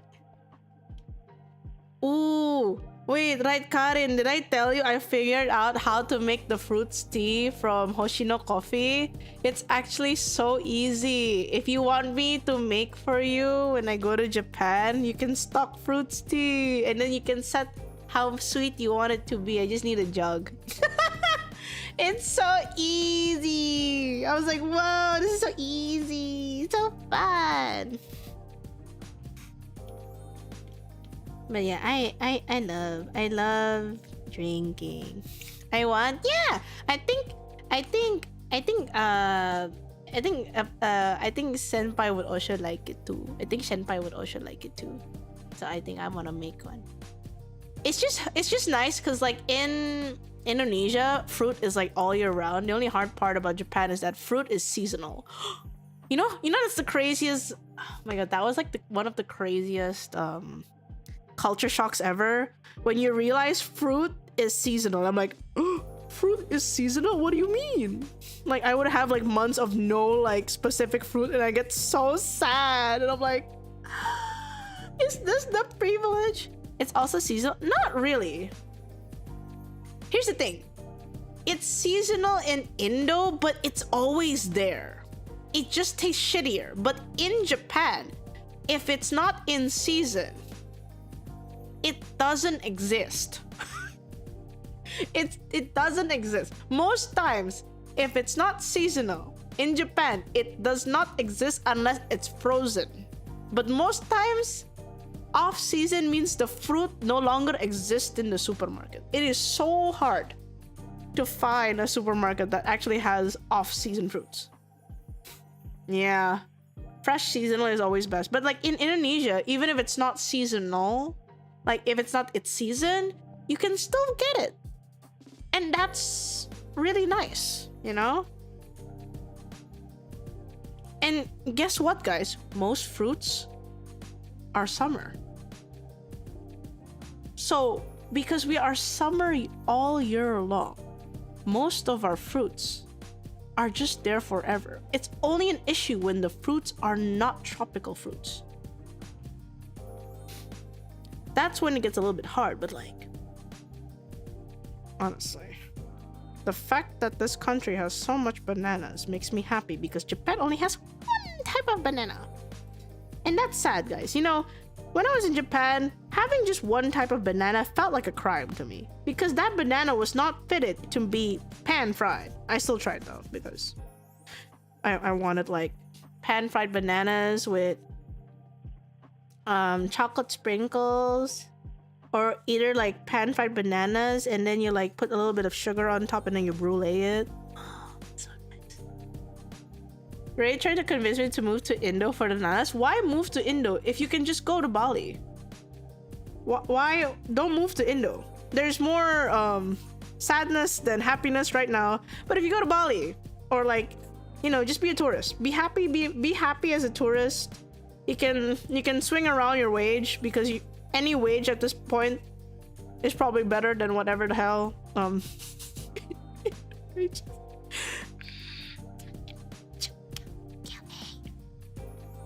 you know, Bali is Indo. I know, but most of the thing. Well, here's the thing. That's why I just say don't move to Indo. Just visit Bali, because at that point, Bali is like hybrid of like. It hurts me. Yeah, like just don't move to Indo. Just visit Bali. Bali is in Indo, but like that's the safest place for you to try off a lot of things without the pain of being Indonesian. Yeah, so just to be safe, you know. 99% Australians, yeah, that is true. But like, it's all fine, you know. Oh my god, did you guys know the one thing that got really sad if I moved back to Japan? Because I'm trying to build a plan about it, right? You know what the sad thing is about Japan? They don't have chachi. Guys, Japan does not have chachi. My tea store is not in Japan. That means I have to make my own milk tea. But the chachi cup is so nice. You know what that means, Mia? You know what I do? If I have to go to Japan, I have to buy the chachi tumbler, so that when I make cold milk tea and I drink it out from my chachi tumbler, I will feel like I'm not missing out. It's not on throne. haven't added my throat. Is it that good? I'm a tea person, and here's the thing. Most milk tea places will give you at max 50% less sugar. However, with Chaji, they allow you to have slight sugar. Slight sugar is 25%. So you taste more of the milk complementing the tea, but not the tea trying to be in the milk. So the thing about Chaji and a lot of like milk tea places now is that they use a 3-channel straw. All right, guys, I'm gonna give you some tea history. Did you know that the Chinese have engineered a new type of straw called a 3-channel straw? So the usual straws that we have are either this kind of straw or this really big straw for boba tea, right? Usually we have this big straw for boba tea. Or we have the really thin straw for your coffee or for your tea, or the one that you stir with, you know, the ones from Starbucks. So what they did now is they made a 3-channel straw. So, and you're probably wondering, what the hell is a 3-channel straw? Thank you for asking. So it looks like this. Hold on. This is too thick for me. Hold on. So it's like here, but it's divided into 3. So you actually have the straw like going like this. So this is like the up close of the straw. Okay, this is the up close of the straw. This 3-channel straw elevates what your taste buds taste first. That's the crazy part. That's the thing. That's the thing, guys. So when you think that all straws are the same, it is different. I have tested it. So with normal straws, the first thing your taste bud tastes will always be milk. However, with the 3-channel straw, you will taste the tea first. No, it's not bundled. So it's really small. It's really small. Like if I had to make it's really small. It's really small. And because I'm a tea, here's the thing. When I order milk tea, I want the milk to complement the tea and not like my milk overpowering my tea. I like your avatar. Thank you. Thank you so much and welcome in. So here's the thing. For those thinking like, Ray, that's just cap, blah, blah, blah. No. Actually, no. It is not cap because I have actually tasted with 3 milk tea establishments and respective straws.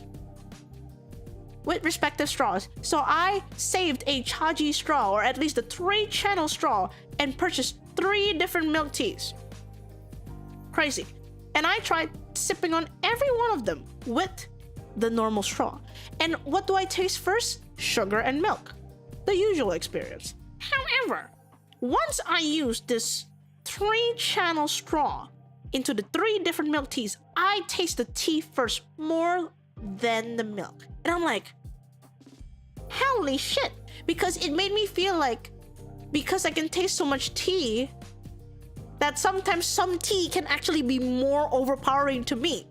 So I actually ordered one of their lychee oolong tea, and because they were giving, and I accidentally drank it with the 3-channel straw because I double ordered a normal osmanthus milk tea and a normal one. And honestly, that was a hard mistake that I did, because when I drank the lychee oolong tea with the 3-channel straw, it was dead ass so strong. The tea was so strong. I'm like, whoa, I can only do like a few sips at a time or else I'm gonna die. And I realized I was at the wrong straw. So I went back to the usual like normal straw. And I'm like, okay, this is bearable, because now I taste more of the fruitiness instead of the tea. And I'm like, this must be science. This has to be something, you know? There's gotta be some science into this. But like, anyways, how would you about trying each straw? I did. I have tried all these straws in 3 different milk teas from different like brands, and yeah, this is like the only thing for boba. That's why I don't drink boba anymore. I don't drink boba anymore because for me, there's too much liquid coming in from the boba straw, and it's not something I can chew on. I'm so sorry, but like I would rather low-key be able to bite a little bit of my straw just in case I need to hold on to something low-key. Anyways, this one that you would usually find like the thin straw from like Starbucks or like other stuff like that I don't use that as often because like sometimes it's for hot drinks and I'm like, I don't really want to hot drink that. Normal straws are fine because like if I drink like smoothies and if I drink like juices and stuff, and basically this is nice. This is nice. This is still the go-to. The normal straw has been engineered to perfection.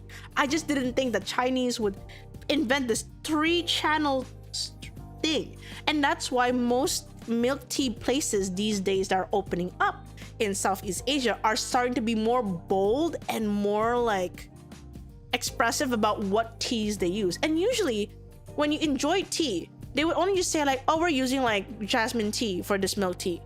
But more places now are more like, they're more open, like just as if a coffee connoisseur goes to like a coffee shop, they would be like, oh, what kind of beans do you want? You know, do you want this bean, that bean, or this bean? Now more milk tea shops, which we thought was just kind of like it's not like an exquisite drink, blah blah blah, has now been more bold about what kind of leaves they use. This one has a more earthy vibe. This one has more like sweet and blah blah blah. So it's starting to be more like, as like, it's more detailed. It's more like, you know, it's not just some random ass leaves that you brew and stuff. So because of this entire chat, like this entire straw thingy has basically enabled tea lovers to be as hardcore as the coffee people. Because here's the thing, most times when you make milk tea, it's very hard for people to be like, oh, that's not as good as coffee because it just all tastes the same. The issue was within the straw. That's why I like cold milk tea. I do like warm milk tea as well, and I love like chai masala. That's nice. I also really like when I went to the UK as a kid, like I think I went to like London as a kid, I drank like milk tea there, and that's like a different thing because they have, you know, like the teas like Earl Grey and stuff like that, like that's from there, you know, so that's really nice and all.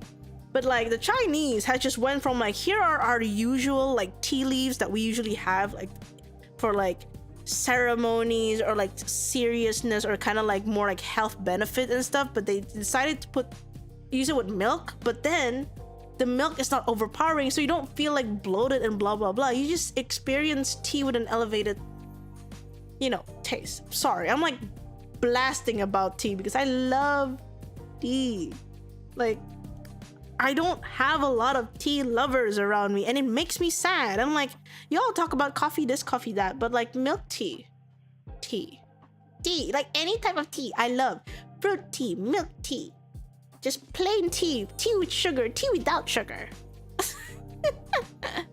You know, tea with sugar, tea without sugar, and stuff like that. It's just, I absolutely adore it because I feel like tea is so... Okay, real talk though. Loves tea so much he started selling t-shirts. Honestly, my dream is to have like to collab with like a tea brand.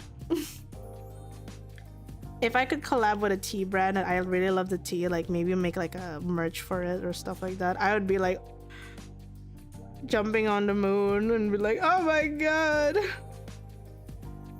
Like, I don't need to invent tea. I just want like, hey guys, I really like this tea from this tea store, and I think you guys will like it too. If you purchase this tea, you guys will get like merchandise here and there. I don't have to whip up a new tea because tea for me is like, it's beautiful. I don't need to make a new tea and be like, raise tea. No, I just like, hey, I really like this brand. I think you guys should go get it, you know.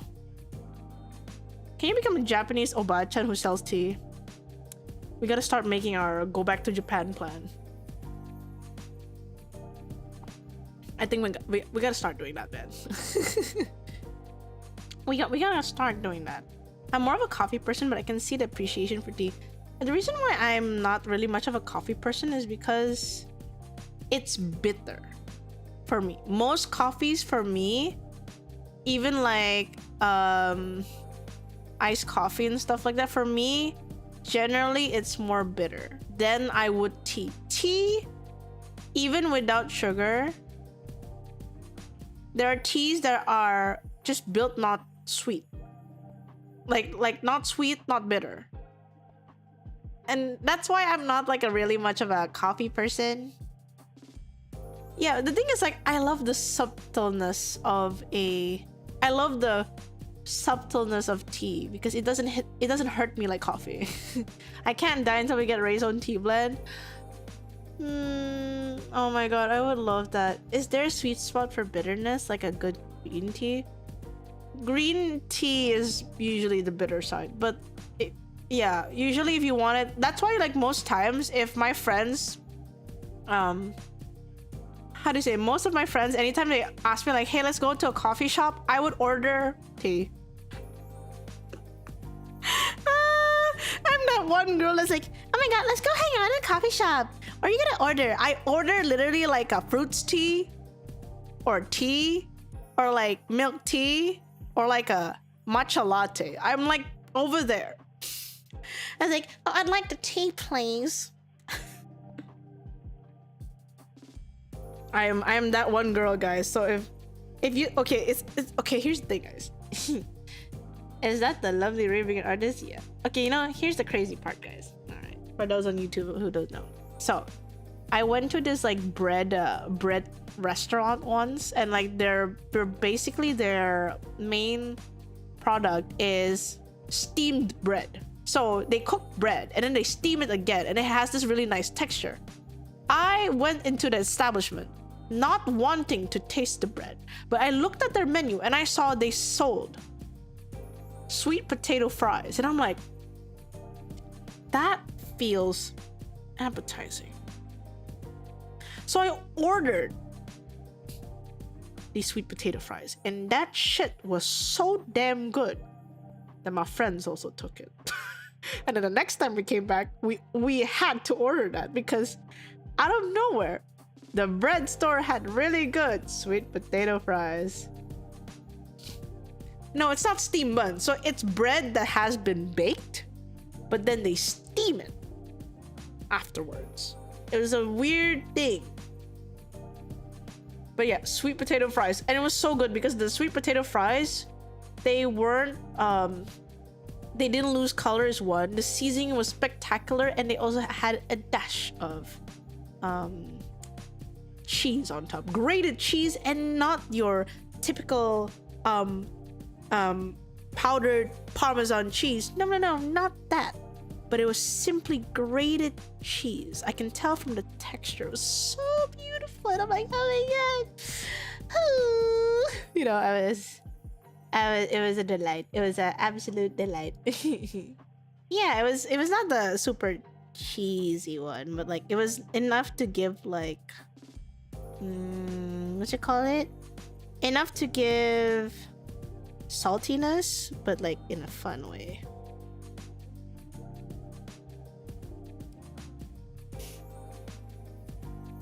Also, I am so sorry to Mia that I am literally like low-key stalling. I should have finished this yesterday. I need to finish this. I'm stalling. I just have to color this. I just realized I need the cafe. I need to go back to the cafe, guys. How do I stream from a cafe without bothering people? Thoughts about that, guys? Yes. Yeah, Sen Millie is tomorrow. Don't worry. I have planned my route to Sen Millie, and I'm just like, oh my god, Sen Millie is tomorrow. Would you want a Gamer Subs tea flavored drink collab? Isn't Gamer Subs energy doing? Have fun. Thank you. You go to cafe to order tea? Yeah, anything tea based.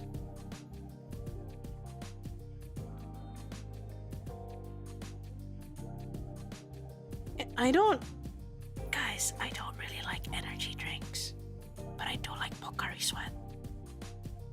How do you draw while talking like this, by the way? Do you see me drawing right now? I actually have to. I stop a lot, guys. Listen, it's been 2 hours. It's been 2 hours. Have I finished coloring? No. Exactly. So, how did I talk while drawing? I stopped. I just noticed there's colors already.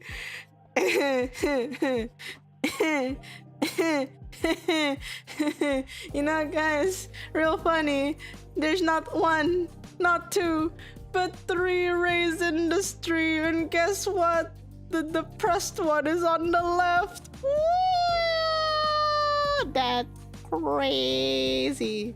Oh my god, I'm right in front of you, chat. Y'all can't see yourselves now. The mirror is gone. Oh, I'll go back.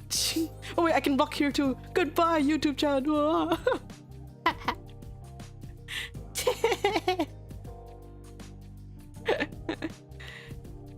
But you know,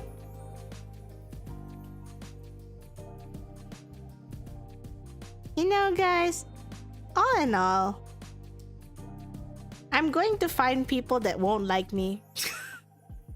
which has already happened, to be honest, like me growing up and stuff like that. I've met a lot of people that don't like me.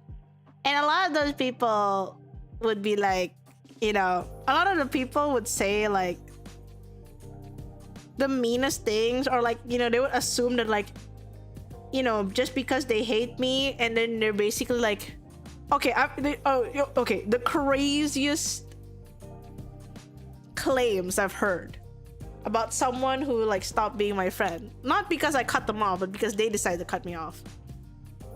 Because like, you know, it didn't work out, which is like, oh well, it is what it is kind of thing. But like, the craziest thing they told a friend of mine back then, which I didn't realize was like, is that real, you know, was that they said like, hey, you know, I'm not friends with her anymore, but I was doing her a favor because she has no friends. And I'm like, when I heard that, I'm like, that's wrong. I have like other friend groups. So a lot of like people would think that because they would stay friends with me, that I wouldn't be lonely. But then they don't realize what I do on my spare time. Be alone. Guess what she's doing alone? Exploring places, doing work, doing recordings, shopping, looking at life. And I'm like, I don't think I'm lonely. I don't think I'm the type of person to get lonely, because if I was the type of person to get lonely, I don't think I would have survived in Japan. Let's think about that real quick, chat. Let's think about that real quick. Do you think I would survive in Japan if I wasn't like someone who's comfortable with being alone? I don't think so. I can get lonely when I don't have people to talk to, but I am okay with the idea of being alone. You know? Like for me, alone time is my recharge time. And the only time that I feel like I'm lonely is when I recharge too much at home and I'm like, damn, I got no output for my social battery. And I'm like, damn, that's kind of lonely, because I you know, like batteries, you gotta use batteries and recharge them. But if you just have a battery at full percent at all times, it's gonna deteriorate, you know? So it's kind of like I'm only lonely when my battery is too full. But you know who helps with, you know, managing my battery levels? It's you guys, because technically, although we're not face to face, it's a social interaction. So whenever I do stream, and I felt so tired before I started this stream, but then I started getting energy from you guys because I'm letting out my social battery to you guys. Yay! Perks of being a streamer is that I can empty out my battery charge of social needs to chat. This is totally not a parasocial relationship. Right, chat? Right, chat? This is not parasocial. Right, chat? This is just coexistence. I nearly said symbiosis, but I don't think symbiosis is the correct word, but I was trying to be smart. Coexist.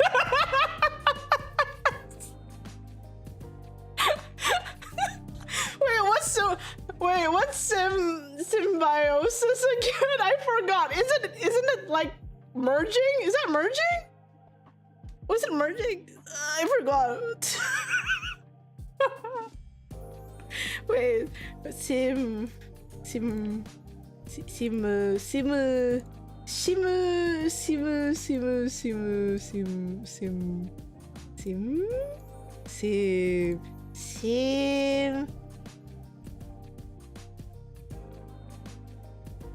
Symbiosis is any close and long-term biological interactions between two organisms of different species.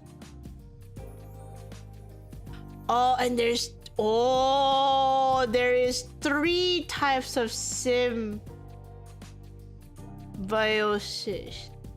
Either it's mutualism, parasitism, commensalism.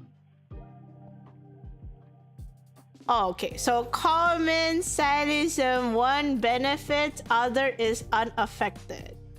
Mutualism, both species. Okay, guys, what do you guys think?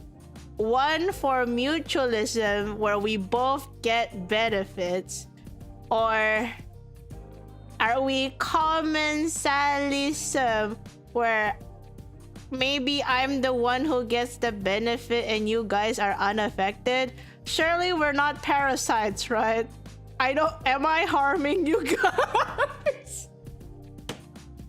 Why would you say parasitism? Come on! Oh, guys, come on! Harming my... What do you mean I'm harming your sleep schedule? That's crazy. So are we or you the parasite?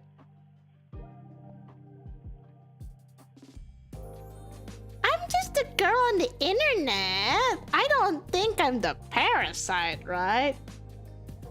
Wait, no, but that doesn't make sense. Oh, wait.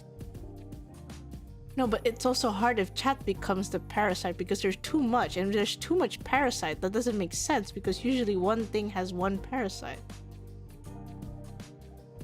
Does that mean I'm the parasite because there's only one me and chat is like a whole entity? You're leeching the... I'm leeching the battery off you guys? Your Honor, my client, please. Hey, I'm just a little guy. Something leaves me every time I watch it. What do you mean? Are we the parasite? I don't know. Are we? Are you? Am I? Oh my god. This is it, guys. I can finally be in the Reddit. Am I the problem? Or am I the asshole? My streamer is confused between if she's a parasite or not. But chat behavior is this, but her behavior is that. So who's the problem? Oh my god. Oh my god. Just a hungry... I swear I'm not that hungry. No la, no la, no la, no la, no la. My sleep schedule when... I'm sorry. There can only be one of us that wins with the sleep. Just Southeast Asians, to be honest. Most Americans, and I guess anytime I stream at like 10 a.m., 8 p.m., GMT +7, people will suffer. Yes, that I thought. Yeah, next will be girl dinner. Oh my god, the girl dinner diaries. I'm about to sleep but listening Ray yap like this is rare. Aw, Karin, it's okay. Once you see me on October I am probably going to yap your ear off. I'm like, oh my god, Mama, did you see this? Oh my god, Mama, did you see this? Oh my god, let's do this. When are you free, Mom? I'm just... That's literally me most times. Like, can we go here? Can we go there? Do you want to do this with me? Yippee! Yippee! Oh yeah, I forgot. I need to make an announcement thingy that I will be on Off-Kai Kawa booth. Yay! I will be having a meet and greet at the Kawa booth that you could basically book a slot on the website. It's on my recent tweet, so you guys can check that one. My brain's too small to my brain is too small to find the tweet thingy, but yeah. So if you guys are at Off-Kai, oh thank you, Mia. If you guys are at Off-Kai and you wanna have a 90-second talk with me for free, but to be honest, we talk a lot on stream. But if you want to talk to me one-on-one, which is that's kind of crazy, I have a half-hour slot at the Kawa booth on Sunday. There seems to be a little bit of a error that said that I was opting for gifts, but they basically thought that I was opting for gifts, but because I don't know how easy it is or how difficult it is right now, which I think it's a bit more difficult to send things from the US to Indonesia without it getting like dedge on the immigrations and stuff like that. Because with Indonesia, I need to know what is being sent and if it has any sort of value or like something that like the government might not like, customs and stuff like that. Yeah, customs. I'm gonna get the end of the stick. So to be safe, no, we can't do gifts if someone wanted to give. However, think about it in this way, chat. If I move to Japan, it'll be easier for you guys to send stuff to me because deadass Japan customs is probably the most... No, you know what? And you know what? I'll be real. I'm just biased to Japan. My time there with buying stuff felt like if someone didn't hold me back, my wallet would have been loose. I'm not that irresponsible, but it just feels like it. But because in Indonesia, it's so difficult to do a lot of things, my wallet is not loose. Yeah, I did tell Kawa about it. I just reacted to their post because I'm like, oh, thank you so much for this. Like, I was just being like a good noodle kind of thing. And then they thought I was opting in. I'm like, I'm so sorry for the confusion. I didn't want. I'm sorry. I didn't think of it. You know, I didn't think about it. It's not a good thing or a bad thing. I think it's a good thing. I think it's generally a good thing because like, here's the thing, chat. If you buy something slightly explicit in Japan, it's okay. They ain't gonna ask about it. You buy something slightly explicit, even the forbidden books between men and men or women and women, or even slightly dangerous, chances are that shit's going to the trash and you're still gonna get fined. It is not easy, and I do not want to be a smuggler. I repeat, I do not want to be a smuggler. Hell no, I don't want to be a smuggler. But yes, but basically. Damn, not the insult to injury. Those ID shipping prices, so I don't blame you, yeah. So when Ray lives in Japan, we can send her all the BLs we want. Technically, yeah. Technically, it's true. And I think it's easier for me to like... You know where you can send... You know where you can send gifts? Oshicon. That's true! That is the one place. I was taken aback when Donkey in Japan was saying 18 plus when my friend was showing. Oh yeah, it's true. Donkey is like a mixed bag of everything. You can find everything in Donkey. But yeah. And here's the thing, guys. The one thing that I want to do if I do move back to Japan, I'm gonna try and see if I can move back to Japan next year. That's my goal at the moment.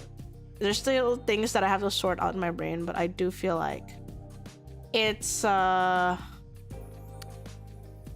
do you say it? It is a last call, because did you guys know that in your entire lifetime as a foreigner, you are only given 2 years max of visa for language school. So I've done 1 year and 3 months of it.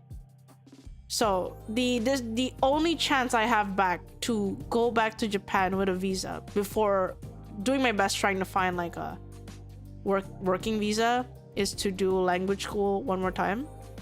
Aim for the highest fluency, which is N1, and I have a span of six months ish. The reason why I say 6 months is because usually it depends on like the timing of when I do move to Japan. Ideally, I would love to get N1 in my first go. It's gonna be really tricky, but like even if I don't get N1 in my first go, I have to keep doing it until I get N1, so that I would get the bingo point cards to get the permanent residency. And yeah, I'm fearful, I'm scared. I don't know if I'm ready to move back, but I feel like I should, for my health.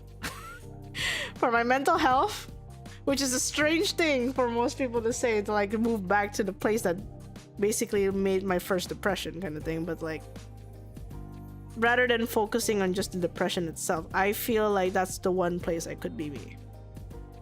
It's the one place.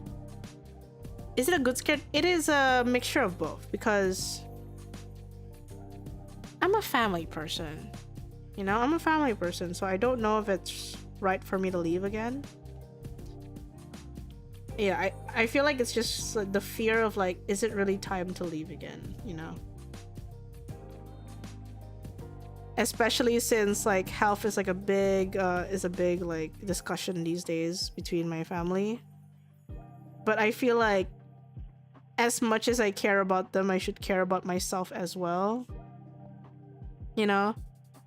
I gotta take care of myself as well, and my mental health here is not doing so hot, you know? It's not doing so hot. It's trying its best, but it's not thriving. It's surviving. And we all know that in this life, it is better to thrive than to just survive. So I feel like I think it's a cue. I think it's a sign. I might even say that maybe God is telling me to move back, because it's been on my mind for the last 4 years.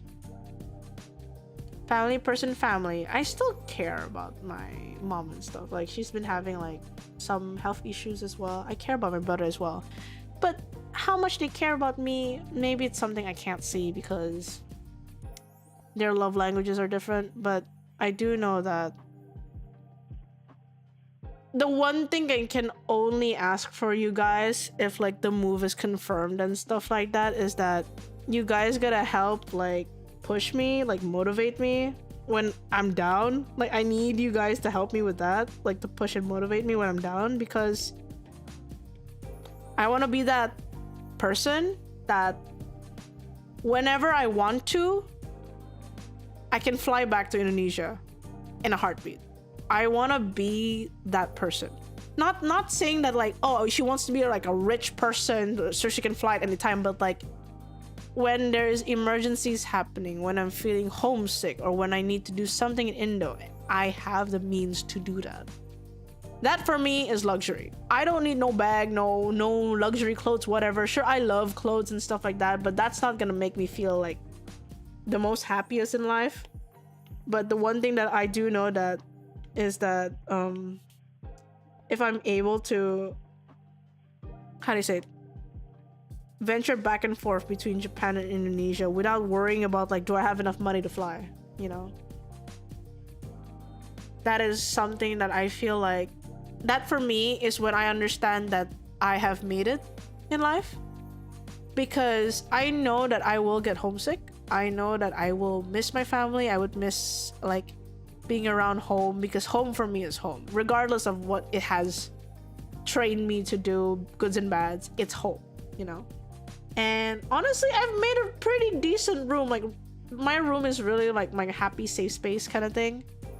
So I feel like just leaving it alone feels weird. But yeah, if I could be that person that just comes back so fucking often that people think, where the hell do you live?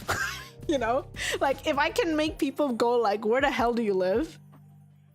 I think I can call it winning in life. I genuinely think so, because that I could be like, oh yeah, we'll see in 2 weeks. I don't think I'll be in Indonesia by then. I was like, oh, why? Because yeah, I'm going back to Japan. But I thought you live in Indonesia. No, I live in Japan. But you're here so often, like when I call, you're there. Like, yeah, just fly back. You know? What is even your time zone? Yes, correct. That's the mindset, you know? But yeah, that's my little wish. I think it's not, how do you say it? I don't know. I feel like that's a wish I could probably be happy with. Just saying that I want the luxury of being able to fly back and forth whenever. I was gifted a sub and I'm happy to be here. Yay! I hope you enjoy the sub. It is cute. You'd think we wouldn't do that regardless. I know you guys will. But I feel like it's only fair of me to ask for your consent, you know, and basically rally up people who do want to do that, and for those who just be like, nah, but I'll cheer you on regardless, casually, you has the option to do so as well. Yeah. Guys and gals, non-binary pals, I suggest we duct tape wheels under this elf to make the pushing so much. Why are you trying to duct tape me? What did I do? Hello? Why am I, hello, wait, why am I getting duct tape? What I do? Whoa. What was that?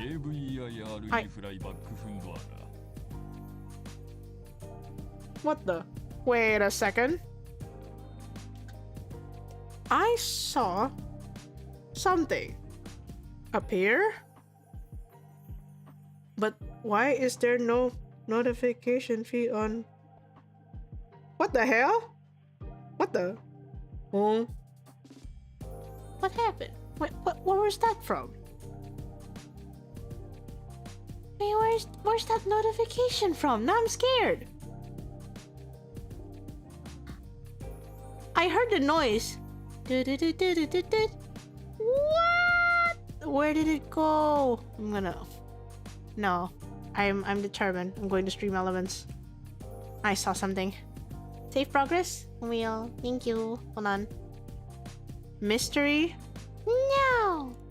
Hold on. I'm gonna look at my activity feed. What the fuck, Andrew? Investing early into the raelaveire flyback fund? Thank you. What the fuck? What the hell? Thank you for the tip so. Whoa, thank you so much for the tip. I really appreciate it. Thank you. Thank you, Andrew.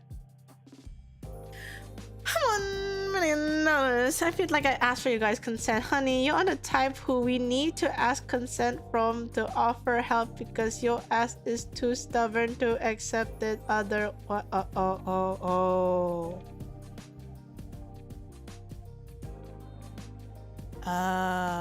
Also, Ray, I'm excited for your upcoming meet and greet. Okay, yay! I'm excited because I get to actually look at the camera and then see people around in Offkai. So I'll just be doing this, yay! Until someone comes in and then talks to me, and I'm like, oh my god, there's someone there, yay! That's me. And I hope I can also find new people, but I don't. Why did you I'm not a stalker, but I haven't been to that part of America. I haven't seen Americans in years, man. Did you guys know I haven't seen Americans in years? So I want to see like how tall people are, because people in America are pretty tall. tall. I don't know why. I don't know what you guys eat. Why do you guys get the height?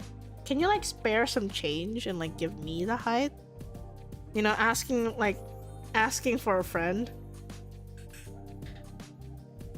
Was that so? Now I'm short. All right, bet. All right, so short. What do you mean? I'm just short. No, it is Asian good size. Good size, sir. Good size. This is Asian good size. Don't call me short. Not that short. I swear to God, I'm short. You just play with me, lah. Pocket. I ain't no pocket, man. I ain't got a pocket. I swear I'm not pocket. How tall are you? 165 centimeters. And that's pretty tall for Asians, by the way. I will accept no slender. You're short from your names in flames? What the hell? One of my favorite enemy gods are short.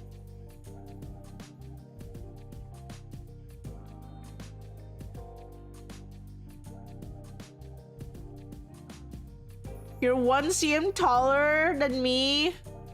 How tall is that as American? 5 foot. Hey, don't call it just short. 5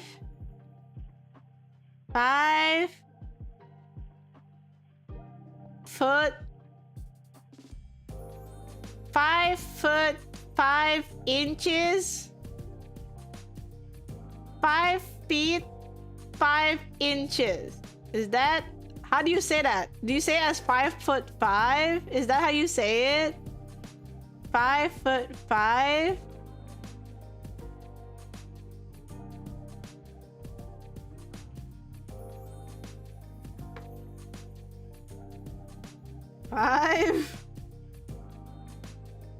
What?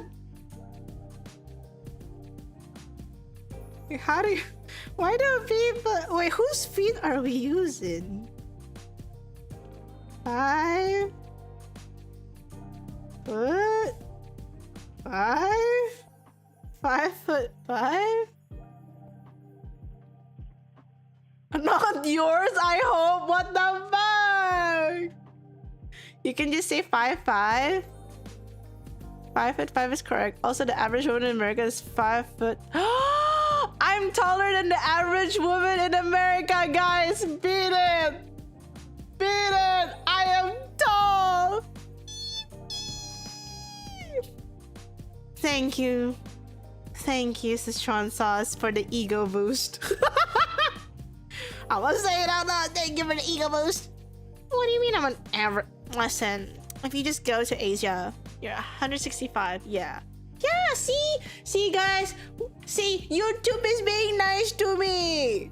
See, they say pretty tall in Asia. Why you guys, why Twitch being so mean now? Why you guys being so mean? Brain shatter, shut up, it's not brain shatter. Like, let's, it's not brain shatter.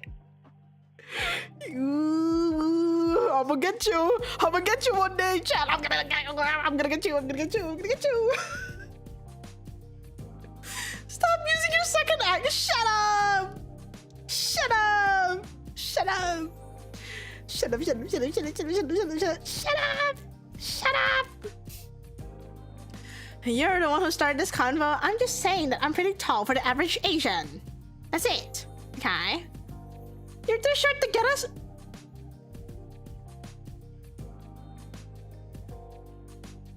How dare you? How dare you? I will tell you that when I'm in Kawa, I will be taller than y'all.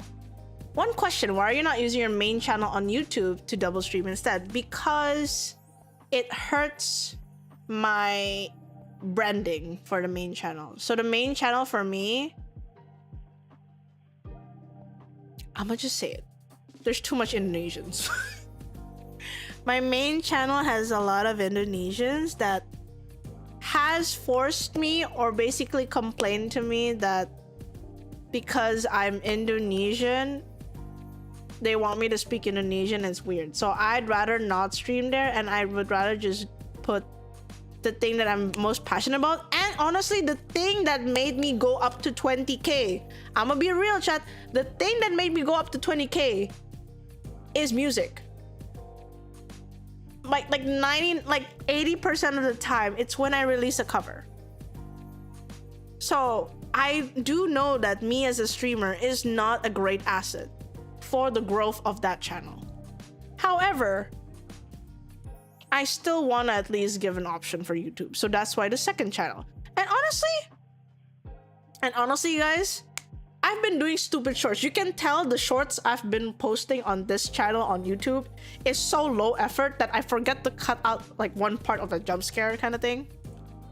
But like, it's so low effort because all I have to do is just export, put a music from the library of YouTube, and it's honestly been racking up pretty decent like impressions. And also that's okay, Sichuan Sauce has explained, and I will tell you this on YouTube, since not a lot of people know this about YouTube, but this is something as well. YouTube algorithm hates it when you put too many types of content on the same channel, which is weird because it used to be the opposite. It used to be that if you did shorts, streams, longer videos, it would push you to more people, but now it hates it. Yes, so the reason why I saw how it happened, I did one karaoke stream, guys. I did one karaoke stream. I live streamed on YouTube to say thank you for 20k. And it was a multi-stream. Guess what happened? Guess what happened? My shorts, my music shorts that usually would get around maybe like 1,000 views, which was like the average of like whatever song I do, the lowest it would hit is 1,000 views. It is tanked. It's not even at 1,000 in the last several hours, in the last several days, which is odd because that has never happened until I realized it's because I streamed. I streamed on YouTube and I did karaoke. And even though the karaoke was not monetized, according to them, that's like too much songs in one video instead of like being a cover. So covers are usually safe, but when you karaoke stuff, it's like really strange. That's why it's like YouTube's like really weird right now. That's why it's like I don't want to mix it, and I feel like the mixed bag should just be in this channel. You know, everyone has like a main channel where they post main things, and their sub channels where they go batshit crazy. Who knows? Maybe the sub channel will grow. If it doesn't grow, that's okay. I don't expect it to grow, and this is only just for my funsies and onesies, you know. Isn't streaming separated now algorithm-wise? I don't know. It always changed. But it, like, after that stream, it tanked my shorts. Honestly, if it managed to get like 1,000 views in like maybe a couple of months, thank God, because I thought I sang that pretty well, but YouTube said like, we're not gonna recommend this to people. I'm like, damn it, I'm using everything the same, but the only difference is that I streamed once. One stream, and it cost me everything and anything. It's crazy. Anyways, Ray's music is good. So good that you can fit a bunch of knee-leg bass puns into RTM when I get you. When I get you. Oh wait, also, you know what? It's time to get RTM. Alright everyone, both on YouTube and Twitch. Please give a round of applause to RTM, who technically is low-key my first student in art, because I was just like, what if we try to do this with your tree? RTM has changed so many things about their art, or at least this process of art, that I'm like, damn, that's amazing. Hold on, and it's time to do what's called art tags. Haha, I can finally do art tags. Lamau, it's time. It's time. It's time to do art tags. Yeah, wait, I need to find the first artwork. Ha ha ha. Ha ha ha. Ha ha This is so fun. Yeah, baby. Okay, guys. I'm gonna show you the initial whip of the artwork, okay? Alright, chap. This is the first whip. Okay. So, RTM was trying to draw trees that they took pictures of, and this was the first whip.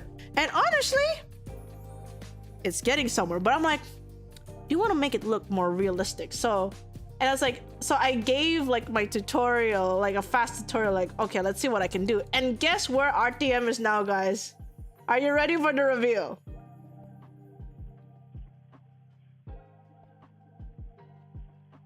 Look at how far RTM has improved. Yo, it's crazy. Yo, like hell. And the reason why I really like this is because I can tell RTM put your own you put your own spin in it. I see the clouds and I see how you started to like add different colors and like highlight lights that wasn't in the original picture.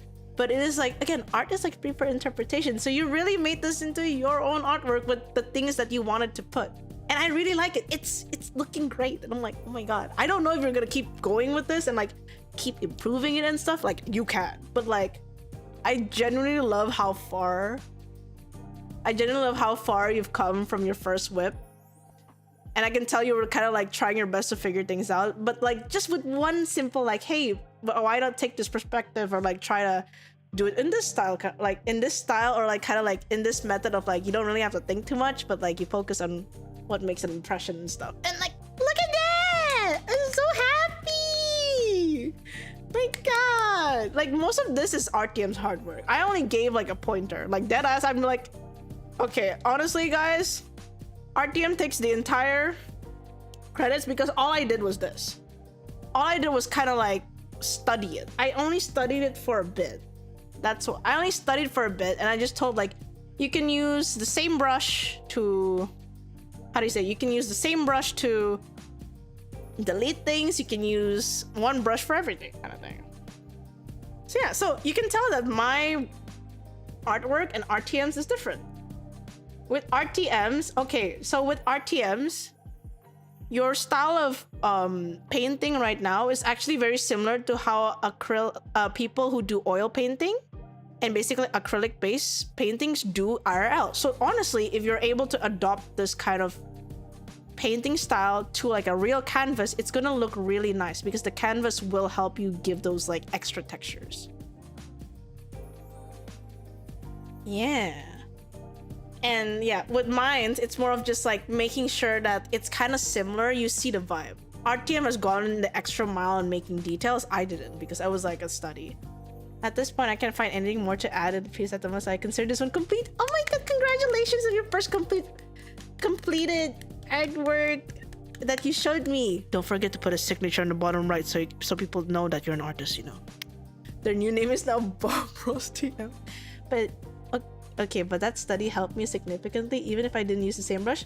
No, that's okay because honestly, you don't have to use the same brush. This is just me and my silly interpretations. The fact that you're able to use a study that I kind of did like randomly, but then you decide like, I think I really like this brush. That's what makes every artist different.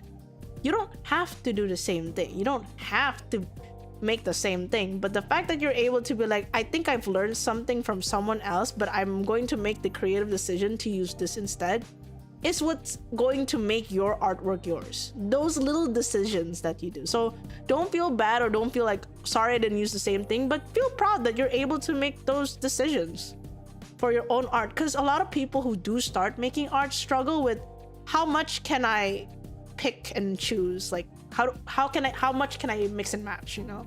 And being able to do that, is beautiful. It's in the center. Wait a second. Computer enhance. Okay. So I see. Because honestly, I'm kind of old school. So when I say signature, sorry, hold on. When I say signature, I always think of this. Hold on. It's... I always think of the ones on the bottom right. Make it be like, bam, it's there. That's a painting? Yeah. So this is the picture, guys. This is the picture. This is the real picture. But yeah, and then you compare it side by side with RTMs and mines. Yeah, I love it. I do love how like softer RTM's work is compared to mine. Mine's is kind of like RTM is like more softer. It's more fluffier, and I like that. SMH, can't believe Ray put her signature on someone else's art. What do you mean? This is mine. This is mine. It's mine. No, being called an art thief in my own stream is not in my bingo card. It's ours. Who said I'm sharing? Ah, come on. But yeah, I do want to do these art sessions though. Oh, sorry, I thought you zoomed in on RTM's art, not your own. Oh no, guys, the lines are blurred. Okay, the one from RTM is this one. This is mine. I even have the video evidence that I drew this. Try to Google Doc me now.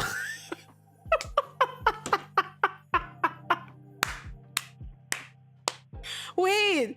Oh my god, right, RTM, you can actually like record wait, you were using Procreate, right, RTM? And then you can probably export your entire process, and then you can like look back at your process and be like, damn, I did that, you know? You recorded RTM's where you figured that out from? Girl? YouTube short post? I did do this. Yeah, this was the YouTube short post. Yeah. Stop using the SMH dog. You're making me insane. Oh god. My time. No. Listen, RTM. Don't worry. We all have shitty time lapse. You wanna see this time lapse? Like, for example, this one. It started off like, it's fine. Like, you know, I was focused. You know, like you can tell I was focused, you know? And I switch. But in the middle of it, I don't know why I changed to this. And I changed back. And I'm like, why did I do that? And then I think for this one, what happened? I'm sad I couldn't play as her though. I think this one was like,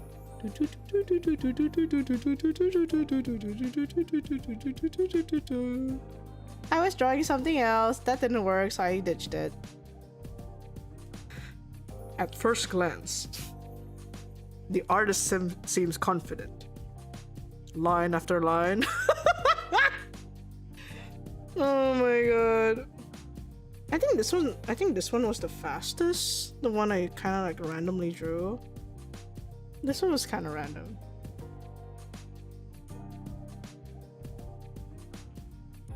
And you can tell I gave up on like drawing the legs because I'm so lazy. Because what happens is that I'm like, water, leg, I can't draw legs, no leg.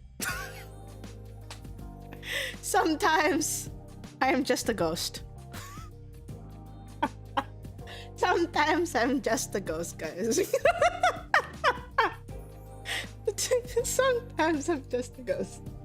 But yeah, I'm happy. Do I need my hat again?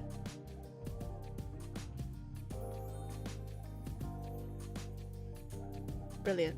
But like my timer has me repeatedly turning off and on the photo layer. And that's fine. That's fine. A lot of people do that too. Anyways, I got my hat on.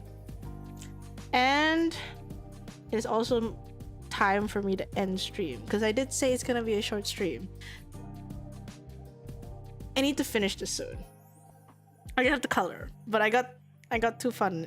It got too fun talking with you guys. But yeah, I need to rest more to charge my social battery so that when I talk to you guys can take my at least like 70% of my battery. But if I talk too often, I'm only gonna give you guys like 70% SMH after joining us. I swear, it's weird, but yes. I raised you. Now hold on, you're the parasite here. Shh. Symbiosis. Mutualism.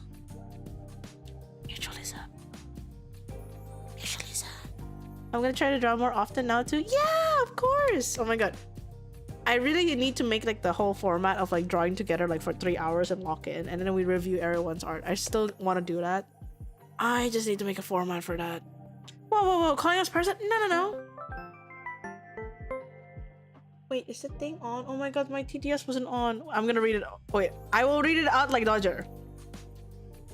Oh, last thing before leave, I want to say thanks for doing that karaoke.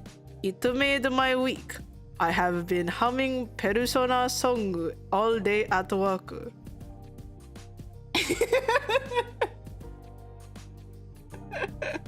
Thank you, Zane. No, I am very thankful as well.